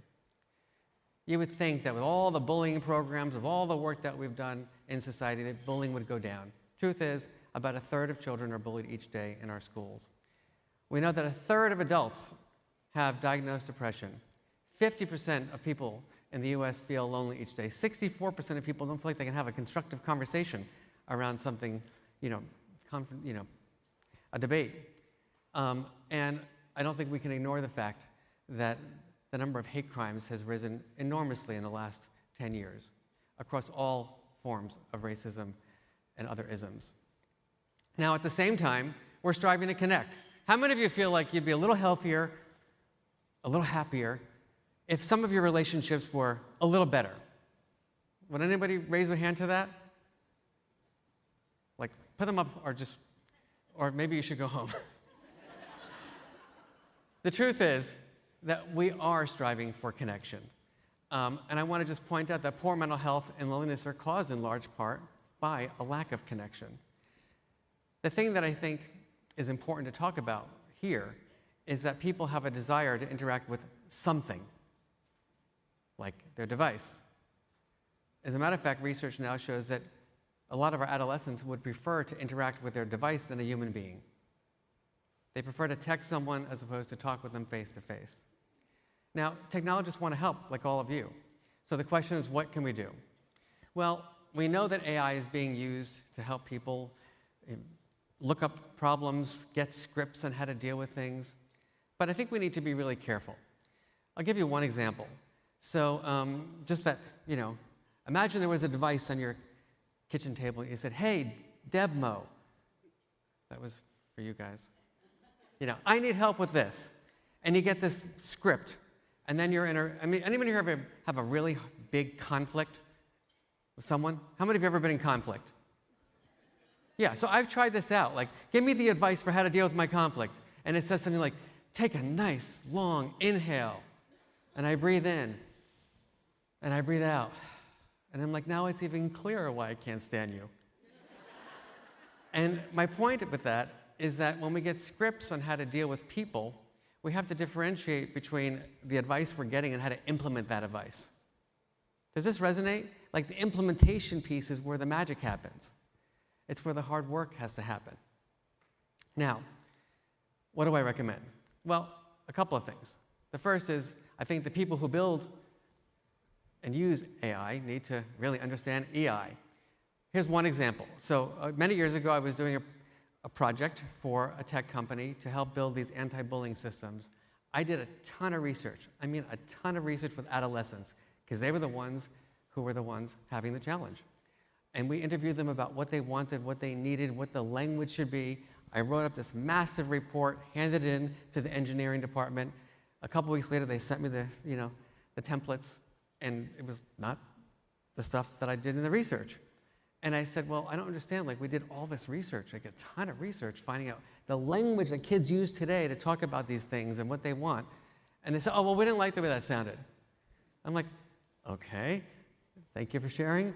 But like, I don't really understand, like, what's the purpose of my work? I'm a developmental psychologist trying to really figure out what kids need right now. And you're not listening. You're just doing. And so I think if they had higher emotional intelligence, if they understood children's healthy development, they might have made different choices. So what does that mean? Well, the first is that we need to understand the science of emotions. Like I said earlier, emotions are neither good nor bad. They're experiences. I've had anxiety for 54 years. For most of my life, I thought I could, I was going to go to a doctor and say, can you carve the anxiety out of my amygdala and pull the hippocampus this way and take my prefrontal cortex and pull out the parts that make me have negative thoughts? It's never happened. I've had to learn how to be with my anxiety. And oftentimes when we ask advice from devices, it's telling us how to get away from our feelings. And I think that's the opposite of what we need to do. We need to embrace our emotional lives and understand that we are humans who have feelings, and that what we have to learn how to do is use our emotions wisely. Because emotions matter for everything. My anxiety has, as a matter of fact, I have a rule now. I only hire people who have moderate levels of anxiety. They get shit done. I mean, they really get stuff done. I used to hire these people that do mindfulness all the time, and they were like, no, Mark, we have to do breathing exercises all day long. I'm like, no, we got to write papers. We got to get stuff done. There's no, Anyhow, very importantly, we have to understand that variability within the individual is the norm. What does that mean? Well, most of the AI stuff that I have looked at, most of the movies that have come out, use caricatures to teach people about feeling. Like everybody say, or give me your happy face. 3, 2, 1, go. Right, you do. Hey. That's what you do in the business world, maybe. Well, that would be weird. But anyhow, if you go to a classroom in South Korea and you ask a kindergartner to draw a happy face, what you get is something like this. You get a very gentle smile. You go to New Haven, Connecticut, where I work, and you ask a 5-year-old to draw a happy face. It's this. This huge thing with the teeth all over the place. Does that mean that the kids in New Haven are happier than the kids in Korea? Absolutely not. It just means that culture is inextricably linked to the way we experience and express emotions, and we need to take that into serious consideration when we're designing technology. Okay, now, these are critical skills, we'd all agree. How many of you have ever worked for someone who is low in emotional intelligence? And how many of you think to yourself, my gosh, I would do anything to go back to that job? No, we can't stand people who don't have these skills. It's the worst in the world. I mean, I work at a university where everyone has higher SAT scores than I ever had. They have higher grade point averages. They play instruments I never even heard of before. A lot of cognitive abilities. And the resistance to learning emotional intelligence is rampant. I get things like, Professor Brackett, I didn't need emotional intelligence to get into Yale. And I'm like, you're going to need to get out. I promise you, you're going to need to get out. And we have good students, really good students. But we have to recognize that we want to be around people that have these skills. How many of you would say, like, it should be a priority in hiring people that have these underlying emotion skills? People who are self-aware, socially aware, able to manage their feelings, able to help you manage your feelings during a time of crisis. And that's what we've shown in our research. I do mostly research in school systems, and what I found in our research, during the pandemic in particular, was that leaders with more developed emotional intelligence had teachers who were healthier, happier, they slept better at night, and they were less likely to want to leave the teaching profession. That's pretty powerful when you think about it, that one variable in a human being, in a leader, could have that much predictive power over the culture and climate of an organization. Now, here's the problem. None of you had an emotion education. So these are the results of my research. Only like 3 people said they had a lot in terms of learning around emotions growing up. This is both at home and at school. Most people say not at all. Now, for the last 3 years since my book, which is called Permission to Feel, came out, I've been trying to figure out like how many people have a feelings mentor. I was blessed in life that with my childhood abuse and my bullying, one adult came into my life, a human, whose name was Uncle Marvin. And he happened to be writing a curriculum to teach kids about feelings and completely turned my life around. And I've wanted to know how many people have someone like that, and what are the characteristics of these people. And what my research shows is only about 30% of people across the United States have that person. And you might wonder, what are those characteristics? Well, here they are. They are good listeners. They're non-judgmental. They're empathic, among many other things. Notice, it doesn't say anything like brilliant, fixer. So here's another thing to consider when you're designing technology. Nobody wants to be fixed. I'm going to say that again. Nobody wants to be fixed. So we're doing searches in technology to find solutions to our challenges. Maybe we're not supposed to give people something to actually do differently. Maybe we have to help people understand who they are, be more present with their feelings, and have strategies to deal with those feelings. So I firmly believe that we need to formalize this, and I'm a proud board member of CASEL, who is represented here today, which is the Collaborative for Academic Social and Emotional Learning. I have my own approach called Ruler that I've been working on. And what I find is that we are a quick fix society. Right? We want a quick fix to the problem. We want to do a breathing exercise. We want to teach people a class on empathy in 3rd grade and then think that they're empathic for the rest of their lives. Anger management's in 5th grade for whatever reason, I don't know. But the point is that we need to think about this at a systemic level, both in schools and at workplaces. And we also know that parents need it too. And I think importantly, if we don't take on a prevention lens, the number of new cases that are entering the system with problems are never going to decrease. We can invest all we want in interventions, but it's not going to decrease the mental health challenges that we have today. It's going to keep on dealing with them, and we know that we have a system that can't deal with them either. AI is trying to work in that space. Again, something that needs to be taken more seriously. I also want to argue that policymakers and CEOs need an education in emotional intelligence. Why is that? Well, technology companies need employees with high EI, as I said earlier, to help design these technologies. The algorithms are built in part by the people who are programming them. I also want to argue that policymakers need EI. Think about the checklists that our policymakers use in the government to deal with emissions. Right? We have checklists for everything. What if we had a checklist for how our technologies are impacting people's healthy emotional development? Now, on that note, I'm going to share with you some fun tools that you can use to help build your skills. I was very fortunate that during the pandemic, the founder and CEO of the company Pinterest, Ben Silverman, he had read my book and we gotten to know each other. And we decided to work together, our teams at Yale and his team now at an organization he founded called the How We Feel Project. We've worked together to build this app. We've had hundreds of thousands of people download the app, and because of generous donations, it will be free forever. And it's on Android and iOS, and essentially takes the tool that I share with you in my opening and brings it to you. 144 emotion terms with their definitions. You can journal about your feelings. We're actually going to, there I think AI can be very useful in terms of scanning through your journals to help you build insights about who you are. We can tag our feelings for who we're with and what we're doing, where we're at, so that when we analyze our report, we can say, oh, I'm feeling this way with these people and this way with those people. I need different strategies to support myself in these different conditions. So please check that out.